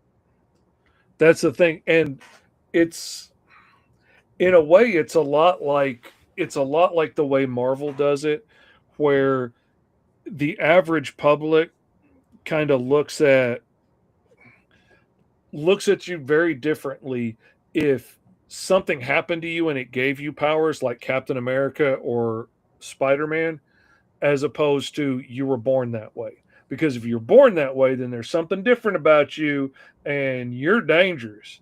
But, if it just happened to you, well, that could happen to me, and I can't hate you for that, because that could be me. But them scary genomes, they were born that way.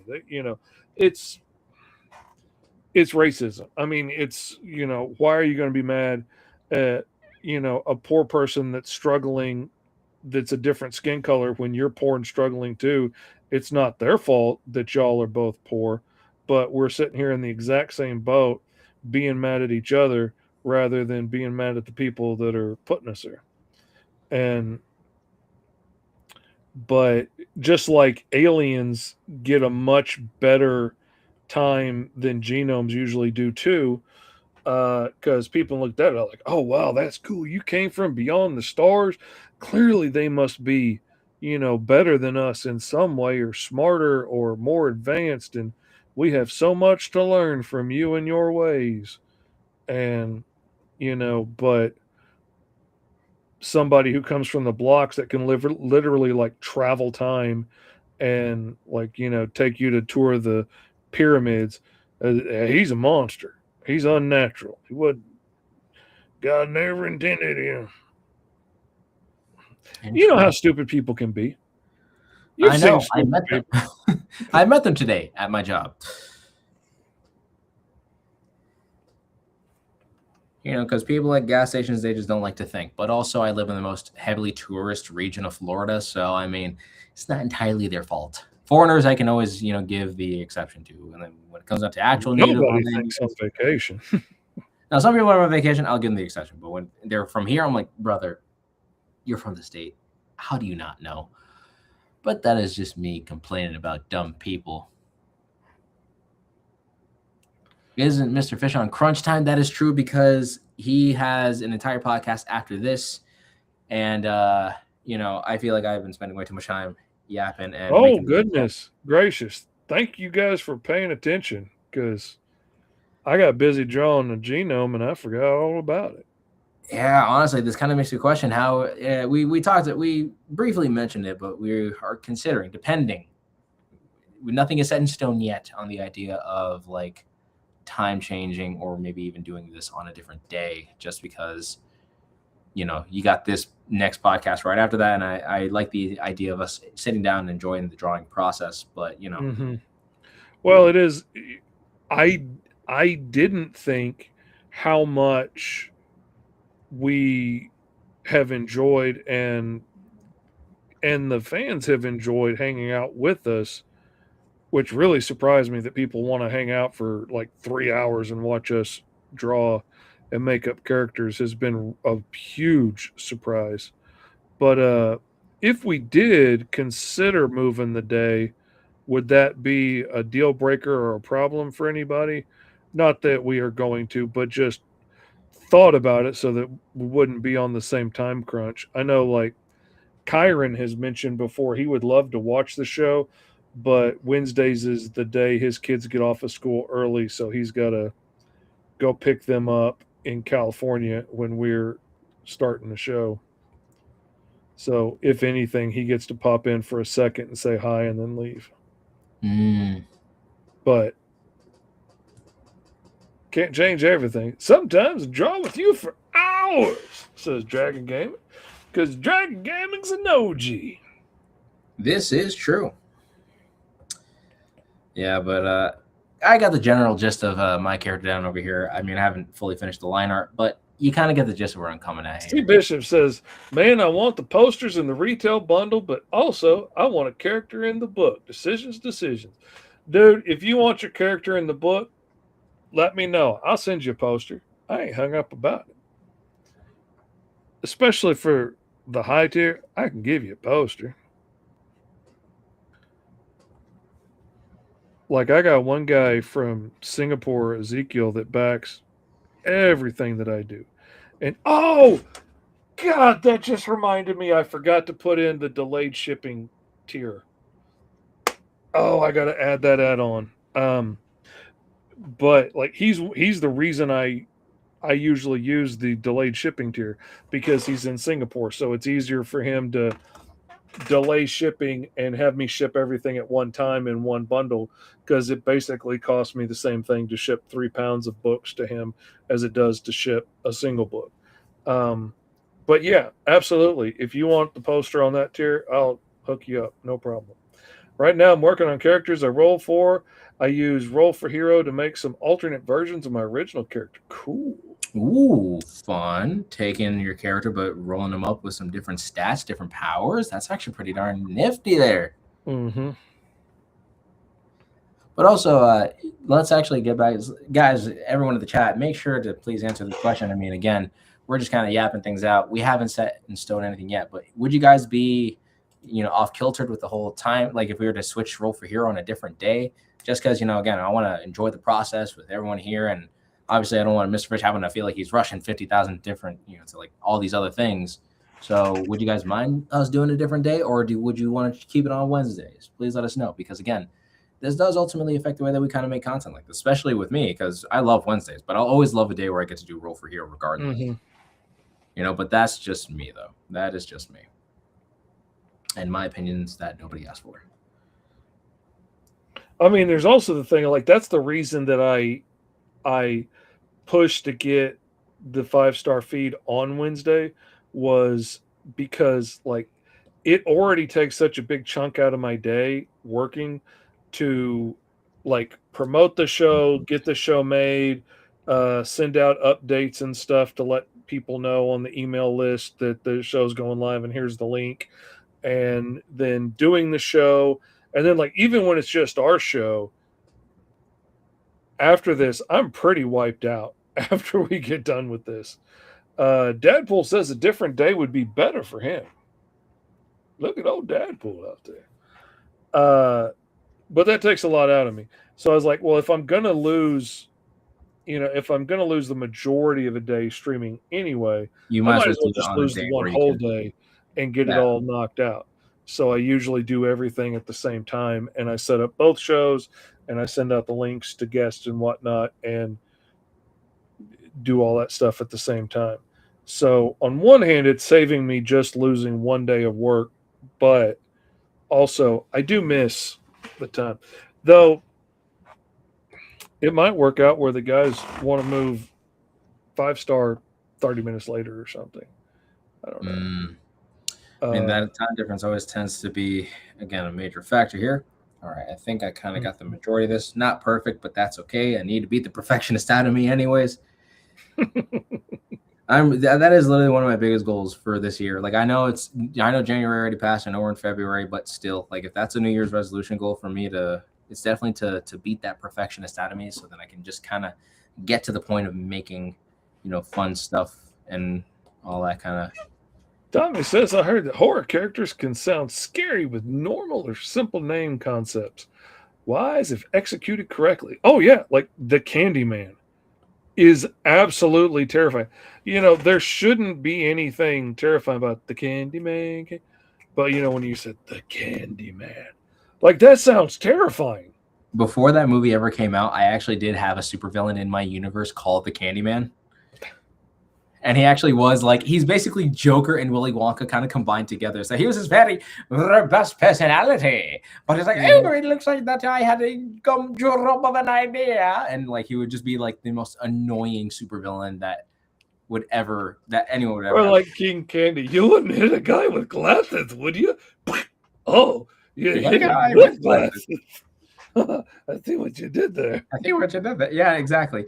So it was kind of like a comment. It's like the personality of King Candy, the psychotic nature of Joker, and the visual aesthetics of Willy Wonka. That was the Candyman. That was like my supervillain for a while. And I actually liked that idea. And he was going to be like an Unbeatables villain, but I can't tell if I would give him to the Grub or to my other character, Power Core is what I'm calling him, but he was once known as Powerful. But I definitely, got to work with that when I can. And I forgot to give this guy a forehead. This is the strangest character I think I've ever drawn. And I've drawn many things. This is a strange one. I like the idea of this guy having fire, but it doesn't burn. Like, looking scary and having to bluff his way through stuff. And, like, even being able to, like, create a giant inferno off of himself, but it doesn't even, like, scorch the paint on the walls or set off the fire alarms. Like, it's all show and no go. So that's part of why I made him so big, because he's gonna have to fight at times. Like, he's gonna have to throw a punch, but the bigger and scarier he can make himself look.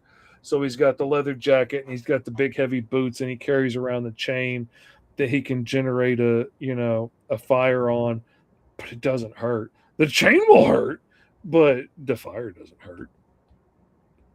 But anything he can do to make himself look scarier, to keep people from wanting to fight him, because man, they don't want to burn out. They don't want to touch that kind of nonsense. If he really gets into a fight with somebody, he's probably going to get murdered when they can control his mind or whatnot. And like, like Carlos that runs the blocks is a skinny little dude in a pink silk suit, but his power is intimidation. Like, his yellow eye that's cracked through his face usually can intimidate just about anybody, unless that person has nothing to lose. Like Virgil has absolutely nothing to lose. So he doesn't have any family you can threaten. He doesn't have any physical wealth to lose. He has no political standing. He has no friends. He has nothing. So there's nothing to scare him with. So the intimidation doesn't work. But it works on just about everybody else. Tommy says Mr. Fish character looks quite like Blade, somewhat, and quite like that. Thank you. He does absolutely kind of look like Blade. I was thinking the same thing as I put the jacket on him. But yeah, I'm gonna need to get going. You can actually keep going for a while if you want to. Yeah, I'll keep it up from here because I kind of got the gist of the character I got going on and whatnot. And I bet you any money everyone's going to be suggesting some video ideas for me on my channel. So, Mr. Fish, awesome work with you. I love the character concept. Can't wait to see the official design that you have. Guys, go support Mr. Fish on his Kickstarter, please. Go get yourself any aspect of the Green Zone, Life in the Blocks. Get yourself the whole. We beat 1,600 already.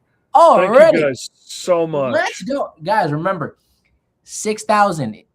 It's not the minimum, but that's where we need to make it the minimum. 4,000 is what we need. 6K is what we definitely need. But that's just my humble opinion. Nobody asked for. Mr. Fish, you got some other things you got to take care of. Oh man, Dadpool, thank you so much, man. I appreciate you backing, dude. I just saw your pledge. Thank you very much. But anyway, y'all have a great night. Have fun. Keep drawing. And I will see some of y'all on the 5-star feed here at 5 o'clock Central Time, 6 o'clock Eastern. But otherwise, I will see you guys later. Thank you very much. All right, Fish. Keep it easy, bud. All right? Absolutely, man. All righty. Now it is just me, your weird Uncle Eve, as soon as Mr. Fish is gone.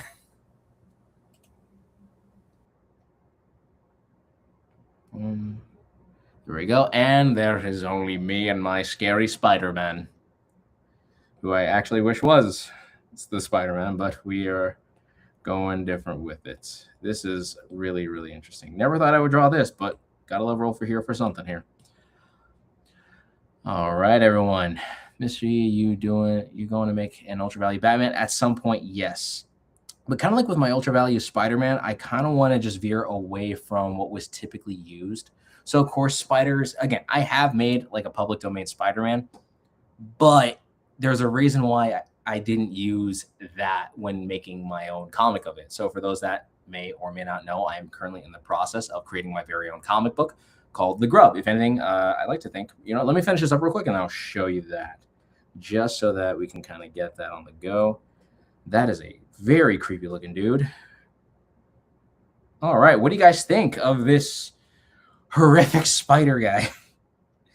Yeah, definitely going to add some flesh tones here to give it that, creep and nasty factor, because why not? Actually, we're going to make that top layer a little bit more darker like so. Oh, look at that. Yeah, just imagine this thing coming at you in the middle of the battlefield. Boom. There we go. So that is my official overall design for Mr. Fish's Green Zone. This is my Green Zone Sona, if you will, or the character that would live in Mr. Fish's Green Zone, who is a soldier, basically forced to be in the army or in any militaristic forces and whatnot, and has to essentially, partake in doing things. He has the ability to mutate other people. So maybe in some other part of the world where he's forced to kind of like take down people, he would also mutate them to become even crazier and creepier genomes and stuff like that. Make him a hairy. Oh, God.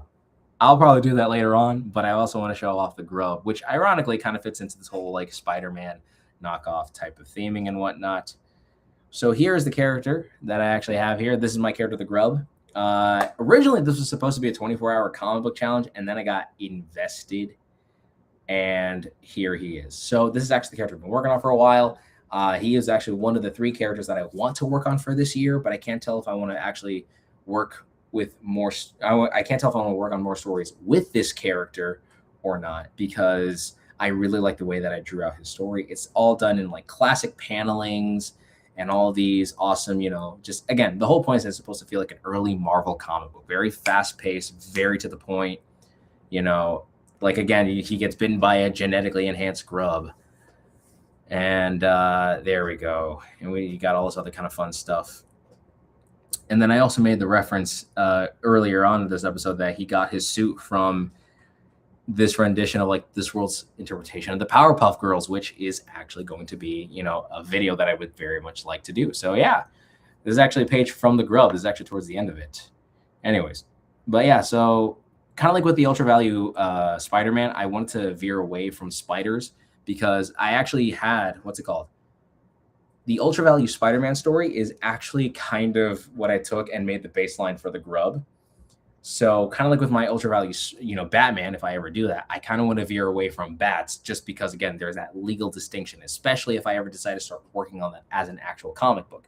I have the Owl, which is that, public domain character or whatnot, so I could do that. But, that's a whole different thing. Anyways, Tommy says, I was going to say for my Armored Heroes concept, I was going to try to make the morphers for the Kamen Rider inspired heroes to use in my concept to be simple design-wise and stuff like that. That's interesting, especially, you got Armored Heroes. Yeah, I feel like Kamen Rider methods would still keep going on from there. For my Green Zone villain, instead of Dark Shard, how about the name of Diamond Cut? Ooh. Or even though I don't know blood is in the title of it, Blood Diamond would still have a bit of a harder hit, but that's just my opinion. Nobody asked for it, though. Oh, man. But I do like Dark Shard. I know, sorry for the Shard joke, but Dark Shard still is a really cool one. I even made a superhero character called the Shard who had like this whole rainbow, appeal and whatnot. And it'll be interesting to see the Grub face off against the Sinful Seven. Now, you think so, but I actually have a different name for that. I feel like with the public domain Spider-Man, he had his, Sinful Seven. And I feel like that was very like on par for the course because Spider-Man had 6, and in the case of like this public domain Spider-Man, he could have 7 villains, and it makes a lot of sense. But for me, I actually have another name for it. So y'all are kind of getting some in-depth stuff here. I had this team name for a group of villains known as the Fatal Five or the Final Five or something like that. So it's kind of like the Sinister Six, except it's just -1, member. And there are some other villains that I had in mind. I don't know if I want to go with the Candyman concept because I feel like that should be more akin to for like a Batman style kind of hero or something like that. But I have some villains in mind. What's it called? I have this one called the Exterminator, who's, very fitting for a character like this. I like Blood Diamonds. Does sound really good, though, too. It is true. But then again, I don't know if that's going to, like, play into the effect of your character design. But like I said, that's just my opinion. Nobody asked for it. But if you go with it, have at it. And I can't wait to see what you make of it. What if Grub's version of Rhino is the Warthog? Or the hippopotamus, because those are equally as dangerous, but visually probably isn't that cool to do. So, I'll look into that. The warthog, that's actually pretty interesting. I like it. Not bad. Definitely keep that in mind. I haven't done anything like that for a while. I also want to try some other wackier concepts. Again, the whole point of the Ultra Value series is to make 100% knockoff renditions. So, sure, I could just make the Rhino and then just kind of make it my own. Oh, okay. I see what you're doing there, hon. Sorry, I just saw what you're doing, the iron lung buckets. That's going to be awesome. Anyways, my basic idea for my Pokemon-inspired concept battle system is that it would play out more like Digimon, where the two monsters/creatures would attack each other without a lot of complex stuff attached. Yeah, because you got a lot of like the toyetic anime stuff. Wow, that sounds so weird. You had a lot of the toyetic anime shows and concepts on your side here. Because again, you have Yu-Gi-Oh!, you have Digimon, you have Pokemon, you have a lot of those other, like, again, very toyetic, meant to sell something. So personally, I'm not against the idea of like, I can see where that works in a way, like I also like the idea that maybe that depending on the trainer and the creature itself, you have that bond would actually make them evolve for a temporary time and then go down, kind of like in Digimon. Anyways, that reminds me of Bebop and Rocksteady, LOL. That's true, because the Rhino from Spider-Man, then you got the Warthog idea kind of being the replacement, but yet it's also Bebop and Rocksteady from the Ninja Turtles. Oh, man, that'd actually be very interesting. There's a lot of other characters that I want to introduce here, too. And I'm also trying to figure out my top 3. So I have 2 characters in mind that I want to use for like this year, because my goal is that I want to try to create 12 books, do a character in each having about 4 books each. So the grub should have at minimum 4 books, and I should be done at least with the grub for this year. And then after that, I have another character that I want to use definitively for sure. But then the third character is still loosey goosey. I had the idea of making it like a girl character that I had in mind for a while. It was a superhero that I had for the longest time. I also happen to have, another character, which some of y'all may or may not know. I made a whole video about him, which is known as Rocket Fist. So those characters, I feel like I can do something with those, but then again, it's just something really interesting to work on. By the way, also going to take this time to say, go support Mr. Fish and go on his Kickstarter, please. Make sure that you support him. He is trying to get this off and on the go. Support him. Again, 6K is where we want to be, everybody. Anyways, well, you should also use characters from the public domain, Sinister Six as villains from the grub. I'm not against the idea. I guess the whole point for me is that I kind of want to veer away from the public domain to an extent, because I still want to make like the Ultra Value universe its own thing, right? The Ultra Value universe, I want to keep it as like 100% knockoffs, because the thing is with the public domain stuff, is really hard to keep up with, because again, I think I've explained it before, but before I do, let me actually read this comment. Would you make a creepypasta character either a ripoff or inspired concept-wise, like Abandoned by Disney or Jeff the Killer or Slenderman? Personally, no, I'm not really a horror kind of guy. I mean, I could probably dive into topics like those, but not really my strong suit. It's not my wheelhouse of expertise there. Again, I only know comic books. I know cartoons to an extent. I am planning on doing like an Ultra Value Powerpuff Girls, and maybe even an Ultra Value Danny Phantom, Generator Rex, Ben 10. I mean, heck, the Ben 10 one is essentially just, speed dial, since we've been talking about that one. There's so many other ideas, but I don't think I can ever do like creepypasta stuff. Like, I can always be intrigued by it, but it's not really my wheelhouse of expertise. But that is a good question, though. Is there any other questions, comments, concerns? More concerns, the comments, the questions? Let me know. Let me know for sure, because I am currently just yapping and talking and talking and yapping. Just trying to wait for the responses. Would you? Anywho, I mean, also, you don't want to rip off a writer that made up the story for a creepy. That is true as well, because writers and creepypastas, because again, you're more or less ripping off the author, not really much of the visual design elements of said character, unless said character is like, within the public domain or is open source. So again, do your research on that. Do you plan on bringing back the Unbeatables? To an extent, yes, but also no, in a weird way. I guess my goal for this year is to kind of like build up the Unbeatables. I guess because I was actually talking about this with Ethan on Obsidian Crown. Go check his stuff out. He's a lot of fun. He makes a lot of fun comics, especially his book that he made called Blood and the Land. Go check it out. It's a really, really fun time. We like to hear you, yeah, LOL. Hold on a second. We got another one saying you could do less horror-related FNAF concepts like FNAF, but more like Goosebumps somewhat. Okay, like FNAF, but comedy. That does sound very interesting. Actually, I did have a few, I had a few ideas. I made a Kiwi bird into a Five Nights at Freddy's animatronic. That would be a lot of fun to dive into. Would be interesting if Rocket Fist was the Grub's friend when they are in civilian life. Now you see that. Okay, hear me out on this one. This is a bit of the funny thing here. So Rocket Fist's story, right? So for those that do or don't know, I actually have the character, and this is Rocket Fist, right? Rocket Fist's story is the fact that he's actually a supervillain trying to redeem himself and to be a hero. Now, for those that follow Mr. Fish, we actually did like a little one-shot, like little superhero RPG game, and I tried playing Rocket Fist, and that's the reason why I love this character, because Fish came up with the design, I came up with the design, and we kind of merged it. Fiance is going through the door. Hi. And she says hi. Hey, thanks for the shout. Hey, of course there, Obsidian Crown. Glad that you're able to pop on over. How you doing, bud? Anyways, though, if you can find them, can you team up? You can team up with them.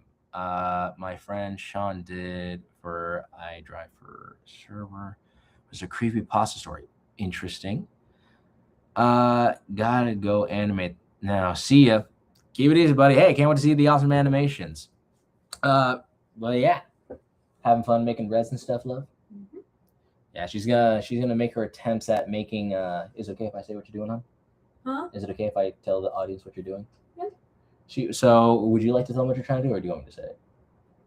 Attempting to make iron lung dice. There you go, everybody. She's trying to make. Fish Lee says, "Hi, fiance." Hi, fiance.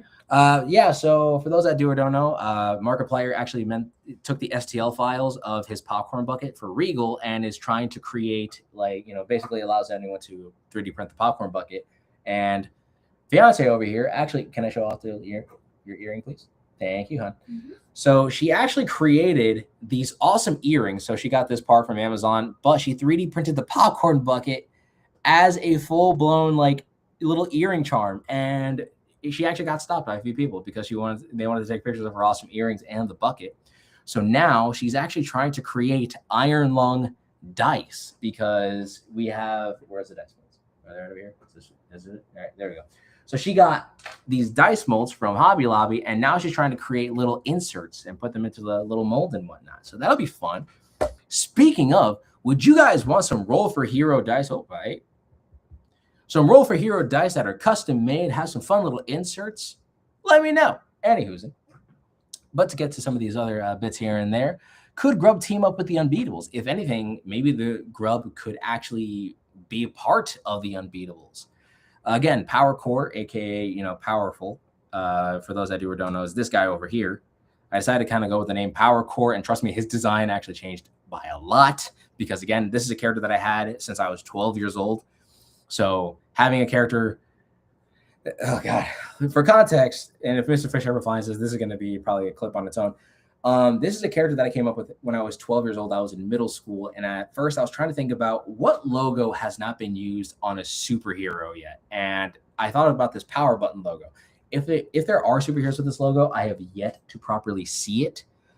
But I drove with this concept till this day, and I wanted to find a justifiable reason to make this character. And the fact that I was able to put him in my first book of the Unbeatables was fantastic. The fact that I made a Ben 10 knockoff is hysterical, but I really wanted to do something, with this concept, and I'm glad I came up with a design for it. And I really like the way this came out. But let me show y'all, I guess, his more new and improved design, if you will. Where are you at? You are in Ragtags. Oh, there you are. There we go. So I'm actually struggling with 3 characters to work on for this year. Hiya there, Eddie. How you doing? Unfortunately, Mr. Fish had to go on his other stream. If you want to go say hi to him, go say hi to him. Go check him out on his other stream. Also, if you're still here, make sure to go check out Mr. Fish's Kickstarter for the Green Zone trade paperback and whatnot. Get yourself some goodies and all that kind of stuff.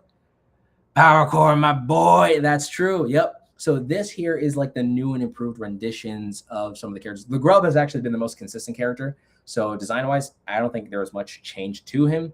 Obviously, there's Power Core over here, a character I made since I was 12. And at this point, this is like his Kamen Rider overall look and whatnot. And then we have Rocket Fist. I love this character so much because his design just totally, beats off the other characters over here.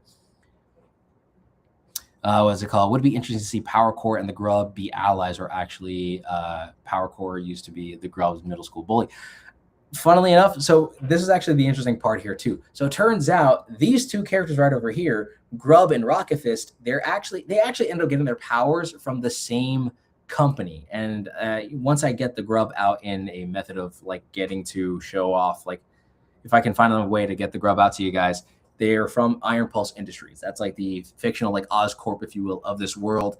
And in the case of Rocket Fist, he got his powers because of some genetic enhancements, or he went through an accident. Cybernetic parts ended up giving him telepathic abilities to technology and all that other kind of fun stuff. And then, of course, the Grub got bitten by a genetically enhanced Grub from a sectioned off part of the building, which was with a door on it that says Project Primal Kingdom. Dream blunt rotation. Yep, pretty much. Fishley says, Rabbit from Alice Lost in Wonderland is basically what if Conan had a TARDIS. He is not wrong on that. I dropped the like. I'll go say hi to Fish now. TTYL, have a good one. Have a good one there, buddy. Loving the redesign as well as the new name of Power Core. Honestly, yeah, I agree as well. I guess I don't know his other site, so I'll stay here because I can't find him. Oh, it's Mr. Fish. Basically, it's the same thing. Go Mr. Fish or Mr. Fish. Again, the links to his channel should be in the link in the description below. I think you're probably on my channel if you're watching that then, but he shouldn't be.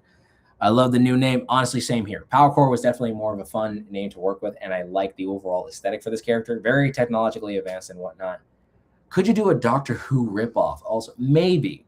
Again, Doctor Who's definitely actually to an extent I could, because I did make one as a kid, kind of, but it's not really Doctor Who. It's more like the fact that it's a character that tries to solve a problem without the use of violence and through clever trickery more than anything else.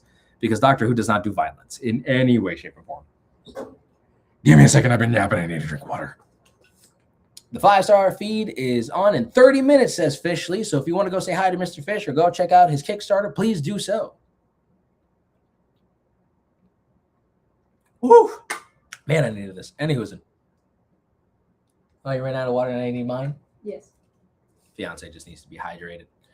Imagine if the world of Grub was fused like in Marvel Infinity Warp. Like imagine Power Core and Rocket Fist be called Rocket Core or Power Rocket. Or I don't know, but I like your thinking there.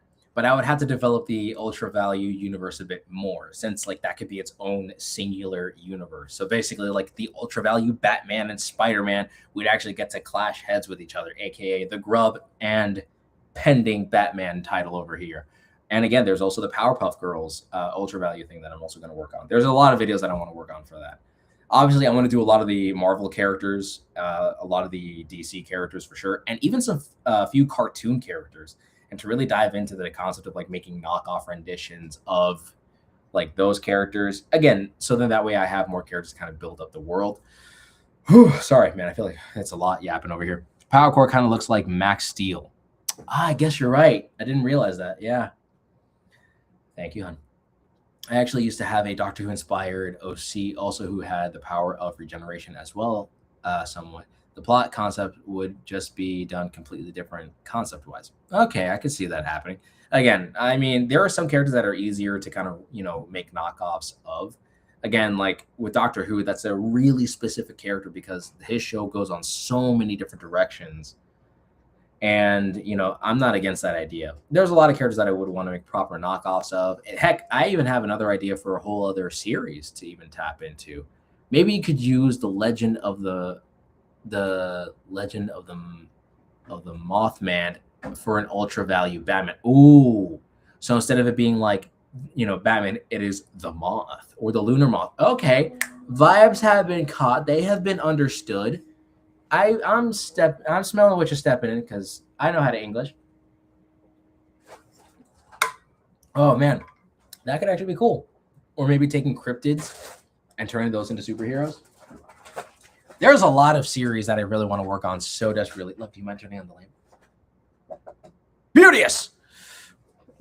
We have light, action. Anywho's. Sorry, I act way too weird for my own good. This is what happens when Mr. Fish leaves me alone in the camera. And, the future wife is currently just kind of there, having to suffer through my insanity.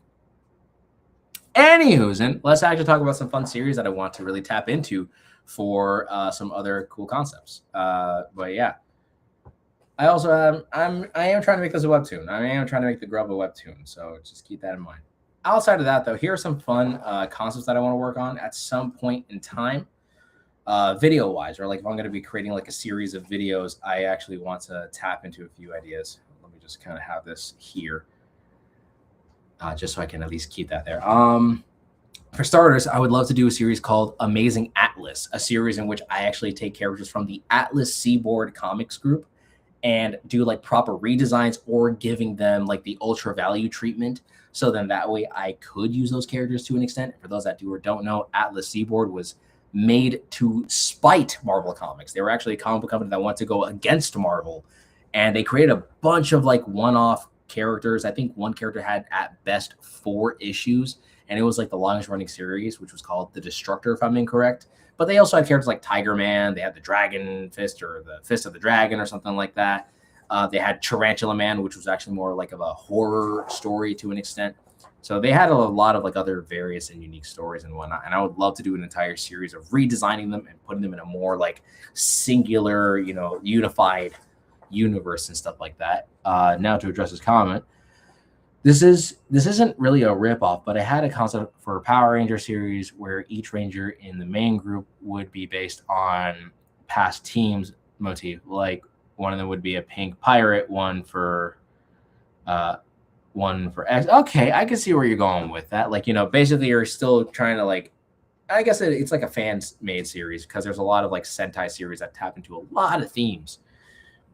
We have Bender saying, well, I actually made cryptids into supervillains for my superhero Nightwave. Ooh, that is actually interesting. I would love to see how that works out. So Amazing Atlas is a series that I would love to work on. Looking forward to all your projects, Uncle Lee. Thank you so much, Dragon Gaming. That really does mean a lot. So anyways, Amazing Atlas is essentially a series where I would take characters from the Atlas Seaboard universe, which isn't really a lot. So that could actually be a proper, like, confined, unified series. And I can kind of go from there, designing a few characters, probably just doing like, just redesigning a few characters here and there, not really doing like crazy cool cover arts, just probably, nice art pieces here and there. Another series that I had was wanting to, this is a really stupid one. I wanted to take Italian brain rot characters and I wanted to do like a whole video where I take like 3 of them and I turn them both into heroes and villains and seeing which side that they would essentially like lean more into. Like if I took, Tung Tung Tung Sahur or Tralalero Tralala or Cappuccino Assassino or whatever. And I took those characters and I made them more villainous looking or more heroic looking and then making that a whole dumb series and whatnot. Again, there's a lot of those characters I think that'd be really hysterical to do. So like taking the Italian brain rot characters and just making them proper looking superheroes and stuff like that. What is another series concept I had in mind? I guess in a way to another series that I would want to tap into would be talking about all of my like ultra valued, not even ultra valued, but creating my own, universe here, which I even have right here, which is the Ultra Rangers. Like if there was a project that I really want to dive into, it would definitely be this, because I would love to talk about all the different Ranger concepts that I have, stuff that I would really, really want to work on, because obviously I have the Super Saints with this. I have a lot of the titles here too. I loved making a lot of their titles because they were so much fun. So we have, for instance, the Ultra Ranger Super Saints, and then we have the Ultra Rangers Nebula Knights, the Ultra Ranger Snack Attack. How that works, I have still yet to figure that out. Hold on a second. You could do a ripoff, Cheat Slayer, which was this canceled manga with one chapter, which is like The Boys, but with isekai protagonists as the baddies, like Sword Art. Oh, whoa, okay, that's insane of a concept. That is brutal. I really want to see the Super Saints. Same here. But again, I feel like that has to be more of a proper live action show more than anything else. But still. So yeah, so we have Ultra Ranger Snack Attack. Another one, Hyper Hive, which is all insect and bug themed. Dream Protectors, which is a really fun one, where they're all based on like the concepts of like sleeping or dreaming, nightmares, all that kind of fun stuff. Tempest Force, based off of weather and all that other kind of stuff. Primal Fury was definitely one that I have yet to dive into, or at least designing the costumes for it. And this was actually a lot of fun to even tap into here and there. And then Star Frontier, basically Space Cowboys. And Jurassic Rage, the only dinosaur series that I actually made title-wise. And then one that I really want to do at some point, or again, I want to do all of them. But if I did, it would be this one over here, Hydro Force, where they're like a bunch of aquatic-themed rangers. Man, sorry. Talking a lot and maintaining the show is a lot of work. I will say that. Let me see here. What about Ultra Ranger Snack Squad? Not a bad idea, but I like Snack Attack because I feel like there was more of a, it has that, that name that comes at you, So what are your thoughts on the upcoming Supergirl movie with the DCU? Honestly, I'm a little bit excited for it. I mean, I really enjoyed Superman. I can't wait to see what they do with Lobo and all those other fun concepts and whatnot. You can't wait to see where, they take it, Again, James Gunn, I really trust that he makes the DC universe very entertaining. Would it be interesting to see an ultra value chainsaw? What would it be? Ultra value chainsaw man would just be Weed Whacker Man. I would have to figure out a really cool like gardening tool to take, or like a lumberjack tool, and then go from there. Your Snack Attack concept reminds me of Kamen Rider Gav, somewhat inspired, which would be like a ranger based on Chili Pepper, for example.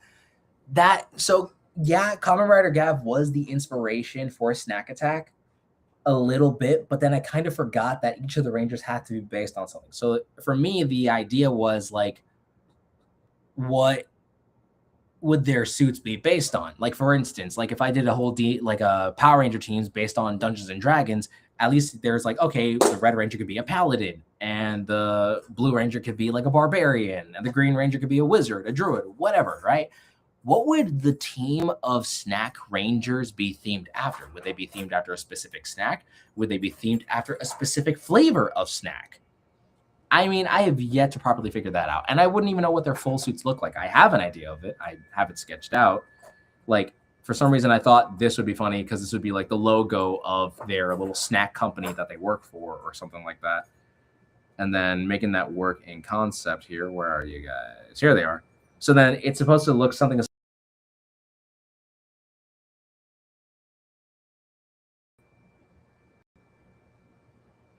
Oh, what are we doing here?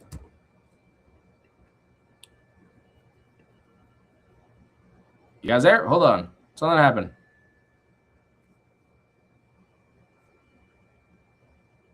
You guys there?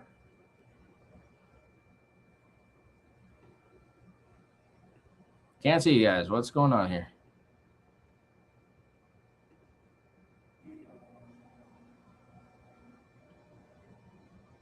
Guys, you there? Sorry about that. I don't know what happened here.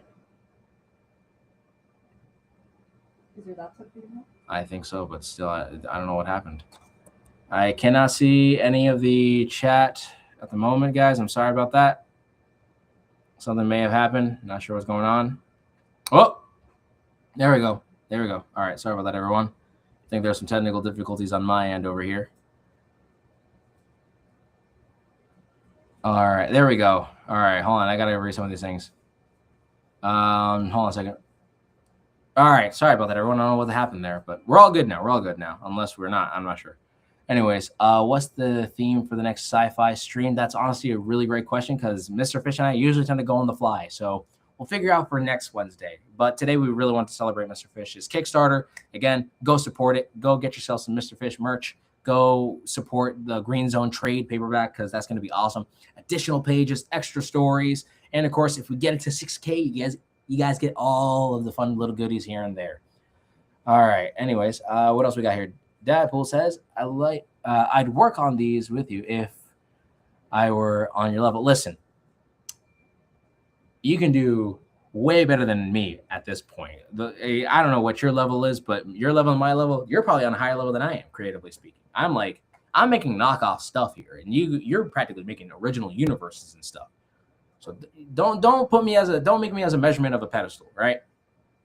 Mr. Fish, I can say that he was like that kind of guy that I can look up to because, again, he made it as his career as an indie comic book artist, and I find that very aspirational. I really want to do that, and I look to him for it because he does that as a full-time career, right? He does have a level, and that's something that I want to achieve, but even at that rate, Mr. Fish is still having to go up on higher levels. He's still having to understand and figure out how things work. So you don't have to be on my level. You don't have to be on Fish's level. You could be on your own level and make it work for you. That's the intended goal when it comes down to creating fun stuff, all right? I'm just some guy. I'm just some weird Colombo Rican kid in Florida who likes to draw men in their underwear, beating the crap out of other guys in their underwear. That's basically about it. What about Ultra Value Sky High? That would actually be a really, really fun concept. But again, that's like hitting a niche there. That's like if I made Ultra Value Sweet Life of Zack and Cody. I'm not doing that. I'm not doing that. Not doing that for sure. For Snack Attack, how about 5 basic food groups? Okay, that's not a bad idea. And then Obsidian Crown hitting me with a good one. Flavor for sure. Like the idea of maybe doing spicy, cheesy,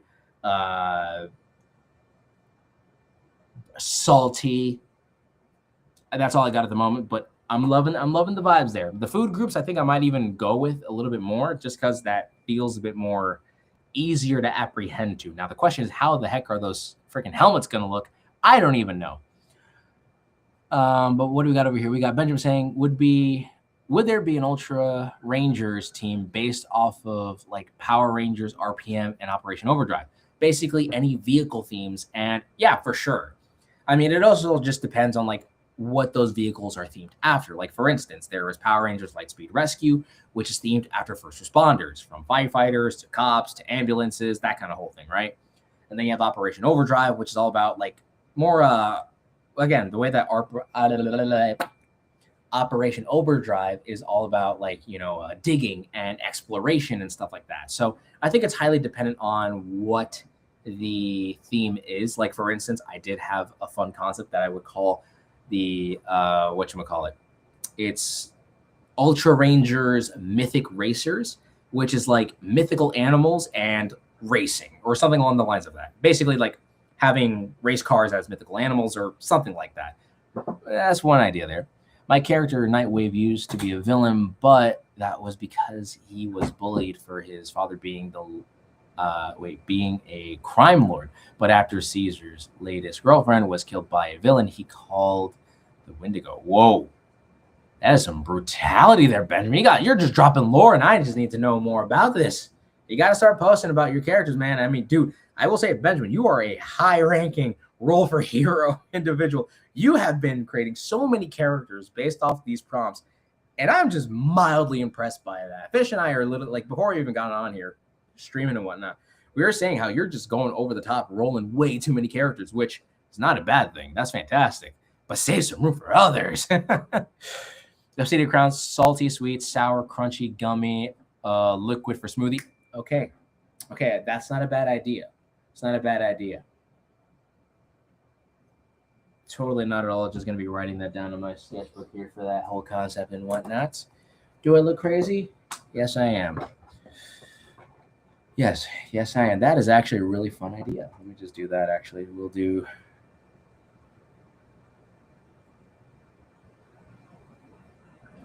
sweet, sour, crunchy. Okay. It's more of a texture, not really much of a flavor, but I see the vibes here. And then liquid. It's 1, 2, 3, 4, 5. Man, the team of but then here's the thing though. If I had to do the Ultra Ranger, God, I can English. This is what happens when I've been talking for too long. I can't speak English properly. I blame my wife, my future wife. I love you. I'm sorry. Anywho's, but I feel like if I had to turn the Ultra Squad or the Ultra Rangers snack attack into a proper series, I feel like the 6th Ranger would actually be like a full-blown... I feel like the 6th Ranger would be a smoothie or some liquid adjacent type of thing. Where are you at? There you are. Yeah, I can definitely see this being like a series where you have the Salty Ranger being like the head honcho, and then you have like the Sweet Ranger being, like the Pink Ranger or something like that, because I definitely feel like that would be on par with the course there. The Sour Ranger, I can see that as like the Green Ranger or something like that. Crunchy, I can see that as salty, because then that can also be correlated with a lot of like salty snacks. Then Gummy, that's a really good one. I'll figure out that one later. Also, I just realized that Power Rangers Beast Morphers, their Zords are vehicles, but can transform into animals. That is interesting too. And I feel like with like the idea that I had beforehand, which was like the Ultra Rangers, Mythic Racers, and something like that, I feel like that could also still be like on par for the course of like, they can do animals, but then they also turn to cars or something like that. Thomas says, like villains, people normally don't see at first in public concept. Okay. And then we got Jordan stating, how about dragon-themed Ultra Rangers? Now, there is actually someone out there who made, and I think I stated this in my like Power Rangers video I made a while back, that there was someone who did an entire dragon-themed like Power Rangers adjacent comic book, and I think they call it Street Knights. That one looks very, very interesting, and each of the characters are based off of a specific dragon, so I would actually check that out if you can. But what would be the villains of Snack Attack? I would say, like, I guess if we had to turn them into monsters, like the concept of like I guess like the embodiment of, no offense to my Europeans and the British individuals, but those with that lack no taste. Like it could be an entire armada of like British adjacent. Yes, I'm evil, honey. I never stated I was perfect. The fiance giving me a condescending look like, how dare you make fun of the British people? It's not my fault they eat World War II adjacent food. I love the British people. I love people of all kinds. Just the British people's food is questionable at best. And I even hopped on that trend on my TikTok, so I'm not really scared to talk about something like that. Plus, I'm a foodie, so, getting married to a baker. But yeah, but I think it would definitely be like one where they'll just, I feel like the villains would give like just enough of the nutrition, like, or maybe there are people who are forcing, a specific amount of like food to be limited and whatnot. And there's like a whole like resource type situation, and food is just seen as fuel, not really as something to be seen as like a form of connection and a form of luxury. Now, again, if you overindulge in food, yes, that becomes something else. Again, that's still a whole concept to be thought of in general. What do we got over here? What about what about mutated food monsters? I can definitely see that for sure. Like maybe they mutate like broccoli or vegetables, and they're trying to force themselves to be eaten by the civilians, and yet these rangers are trying to make the foods fun. I don't know. Like I said, the snack attack one's definitely a really tricky concept, because when you work with food, keep in mind, food in general all works together. Like I remember a while back, I made this concept for a series. I made it with a friend of mine, and we called it Tropical Fruits at first. And they were all about these, teenagers that were themed after fruits. So there was a kid themed after like an apple, one based off of a coconut, one based on dragon fruit. And it turns out he was actually a dragon associated character, so on and so forth. There was just a lot of like affiliations with those characters and whatnot. But then we tried making the villains vegetables, but then also they're healthy. So why would they want to clash or hate each other? Now I can see it being like a who's better than the other. I can see them as antagonists, not really villains. But again, with food, it's like you got to be careful. Junk food can always be an easy villain to market, right? You can always make junk food like the villains. But what if you were trying to make like snack foods, like a thing of potato chips, or maybe like a little piece of candy? Like how could you turn those into heroes? You would have to turn the idea of nutrition into a potential villain even. Again, it's all a work in progress concept to really work with there. But I mean, who knows? I got a lot of these Ranger suit designs, a lot of these other cool concepts. Heck, I even have like some of these ideas as well. What if different ingredients give the Rangers different powers? I mean, that's highly dependent, But then again, I feel like if I did do that, I would probably just do an entire, like looking at it now, Snack Attack was a fun idea, but I really don't know if I could really go with that concept, because I feel like it would be more better off as a Common Rider Gab situation. I feel like if you had a character that turned into multiple types of different foods, that would make more sense than having a whole team based on that. But if you can make it work, you can make it work. Anyways, you have, for your Ultra Ranger series, can you make a concept based on Gokaiger for a possible anniversary concept-wise? You see, I wanted to do pirates for sure, but I do not want to make any anniversary specials at all. Like if I'm making Ultra Rangers, I want every series to be their own individually. Will I ever want them to cross over? Potentially. But I want to keep them very like, I don't want to do no anniversary specials, because think of it this way. As a Super Sentai fan, which again, I'm not deep into Sentai stuff like that, but if I was, I would be caught up and I would have a better understanding of how all that works. But as a Power Rangers fan, looking at the Super Sentai stuff, there is way more content. There's way more storytelling that happens in Super Sentai. And then those anniversary specials, though are interesting, I feel like I'm going to get lost in the idea of them turning into other Rangers, when in reality, I want to watch the Rangers themselves. Like with Gokaiger, which is all pirate themed. I think it's Gokaiger? Yeah, Gokaiger, which is all pirate themed. I want to watch pirate themed, Power Rangers beat the crap out of, like a civilianized empire or something like that. You know what I mean? And then same situation with the one over here in America is Megaforce, right? I like the idea that they were like celestial based. And again, the Super Sentai rendition of that was the fact that they were based on angels, or no, I think that was something else. No, that was a whole different other concept. That was a whole different concept. Forgive me on that. I'm not really smart with Sentai stuff as of recent. Again, there's way too many of those shows to even kind of think of. But again, there's so many. I would never do anniversary specials. I think it would be awesome if they cross over, but I won't do anniversary specials.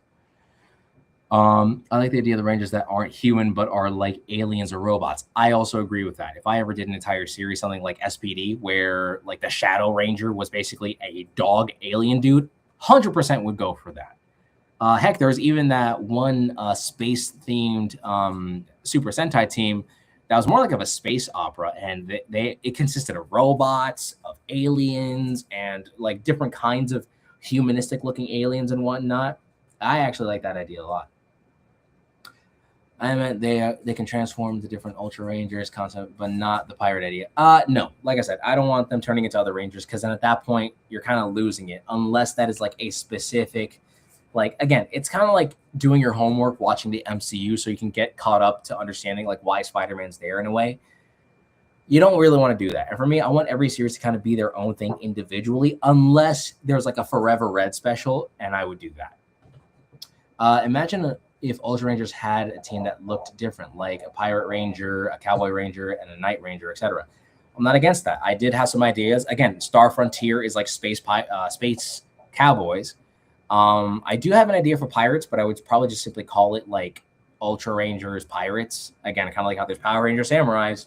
I would do Ultra Ranger Pirates because I think it's a lot more easier to work with. What else was there? Yeah, because I got basically Christian Power Rangers, I got race car drivers, I got space knights, I got the elements, food, and other pending ideas. I have dreams, I have some other stuff. Like for instance, this is what I was thinking of for the design for like Hydro Force and how they're all basically like aquatic themed. And I wanted blue to be more of the element of that design philosophy. Usually it's yellow or gray being good colors to use in between and whatnot. And then I did have some other ones like this idea over here. I like the way this looks, how it would be like a primary white suit, but then like the stripes on the side would actually be a different color. This one, I really don't know what to do with concept-wise. I don't know like what I would use this for. This one's pretty cool, but again, I don't really know what to do with this shoe for a specific theme. Well, you could use Roll for Hero for Alien Ranger. For an alien, okay, that is not a bad idea. It's not a bad idea. So like we could use Roll for Hero for an Alien Ranger, coming up with different alien concepts, or rolling up alien ideas and then having them morph into like a specific Ranger concept. I like that. I like your thinking there, Benjamin. I like what you're doing there. And then also I was trying to work on a concept for like Star Frontier. And again, this is very much reminiscent of that one other Sentai series where they're basically all like it's a whole thing and then some. But honestly, shouldn't really use this one because I feel like I'm knocking off the original idea that this is based on. Question: who would be the main antagonist for your dream Ultra Ranger concept? Be like, would they be merely nightmares or dream demons from folklore concept?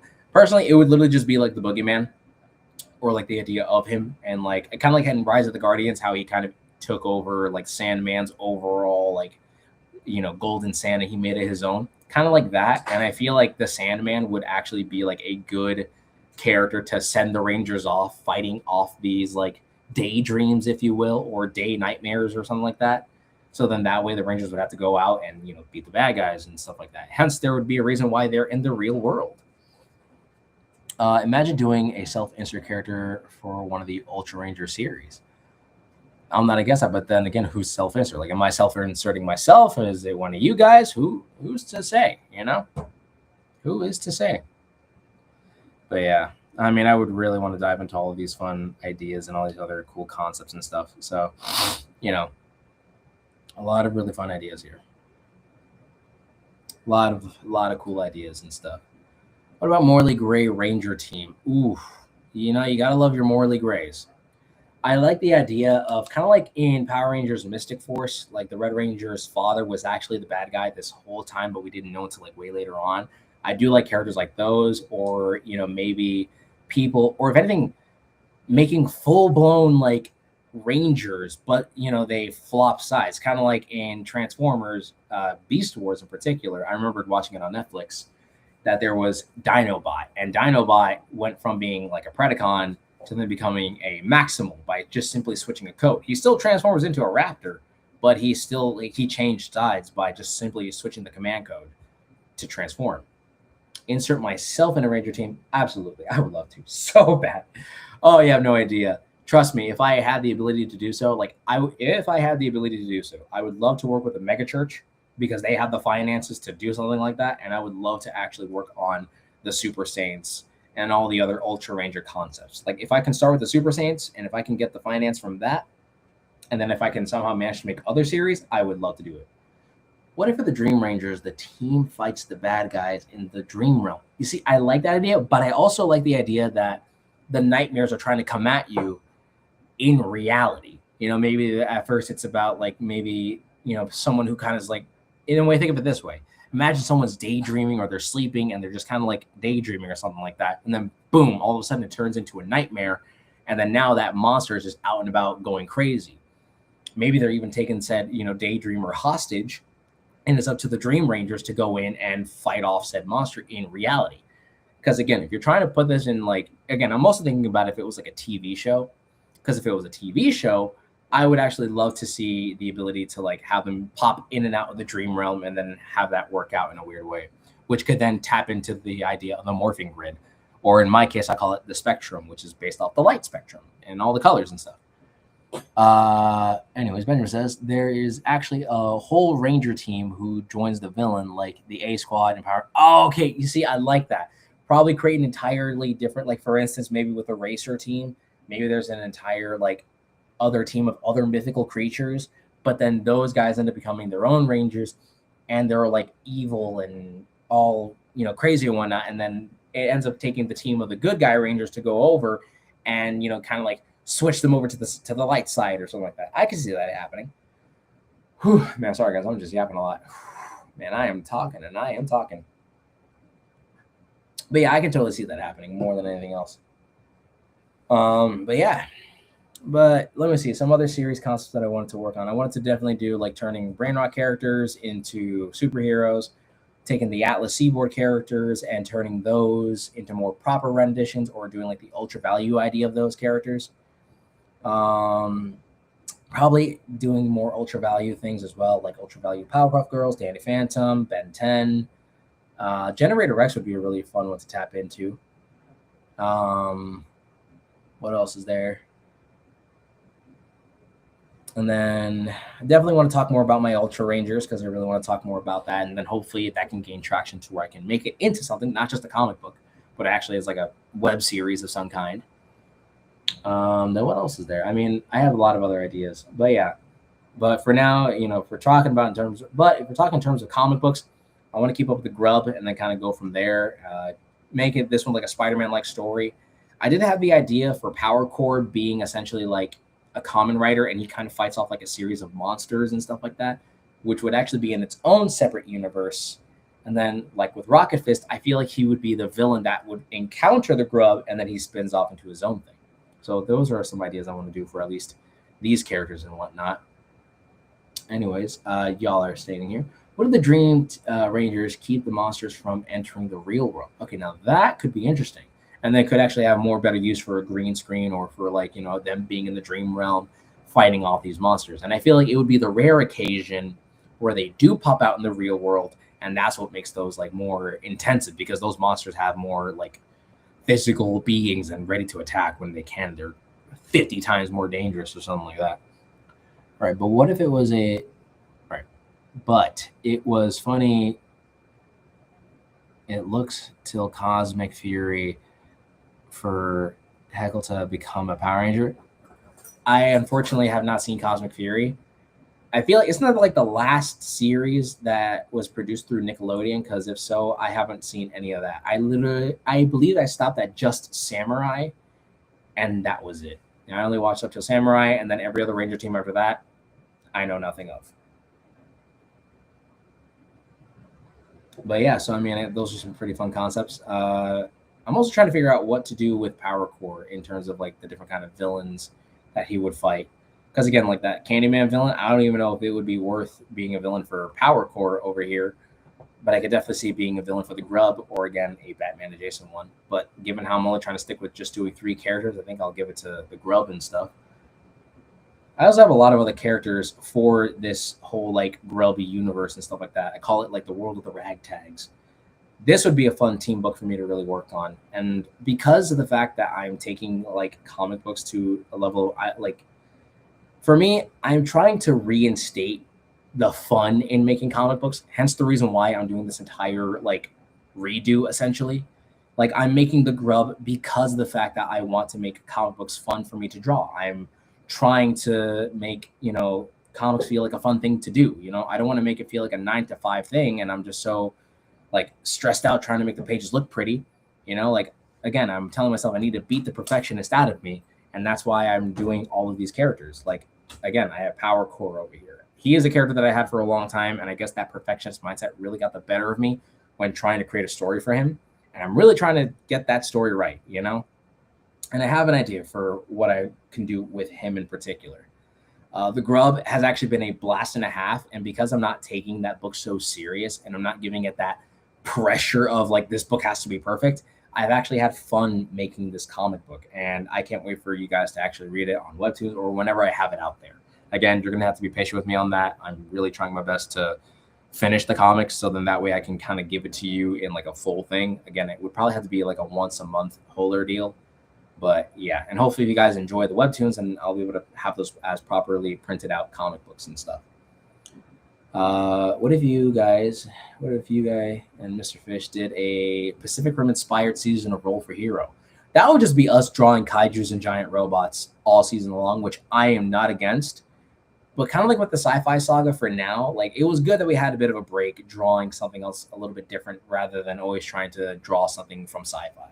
You know, today was actually a really fun way to just really just take a break from doing science fiction stuff. And yeah, sorry about that. I got another. Hey, how you doing, Tony Clapper? We gotta go because we can't launch our show.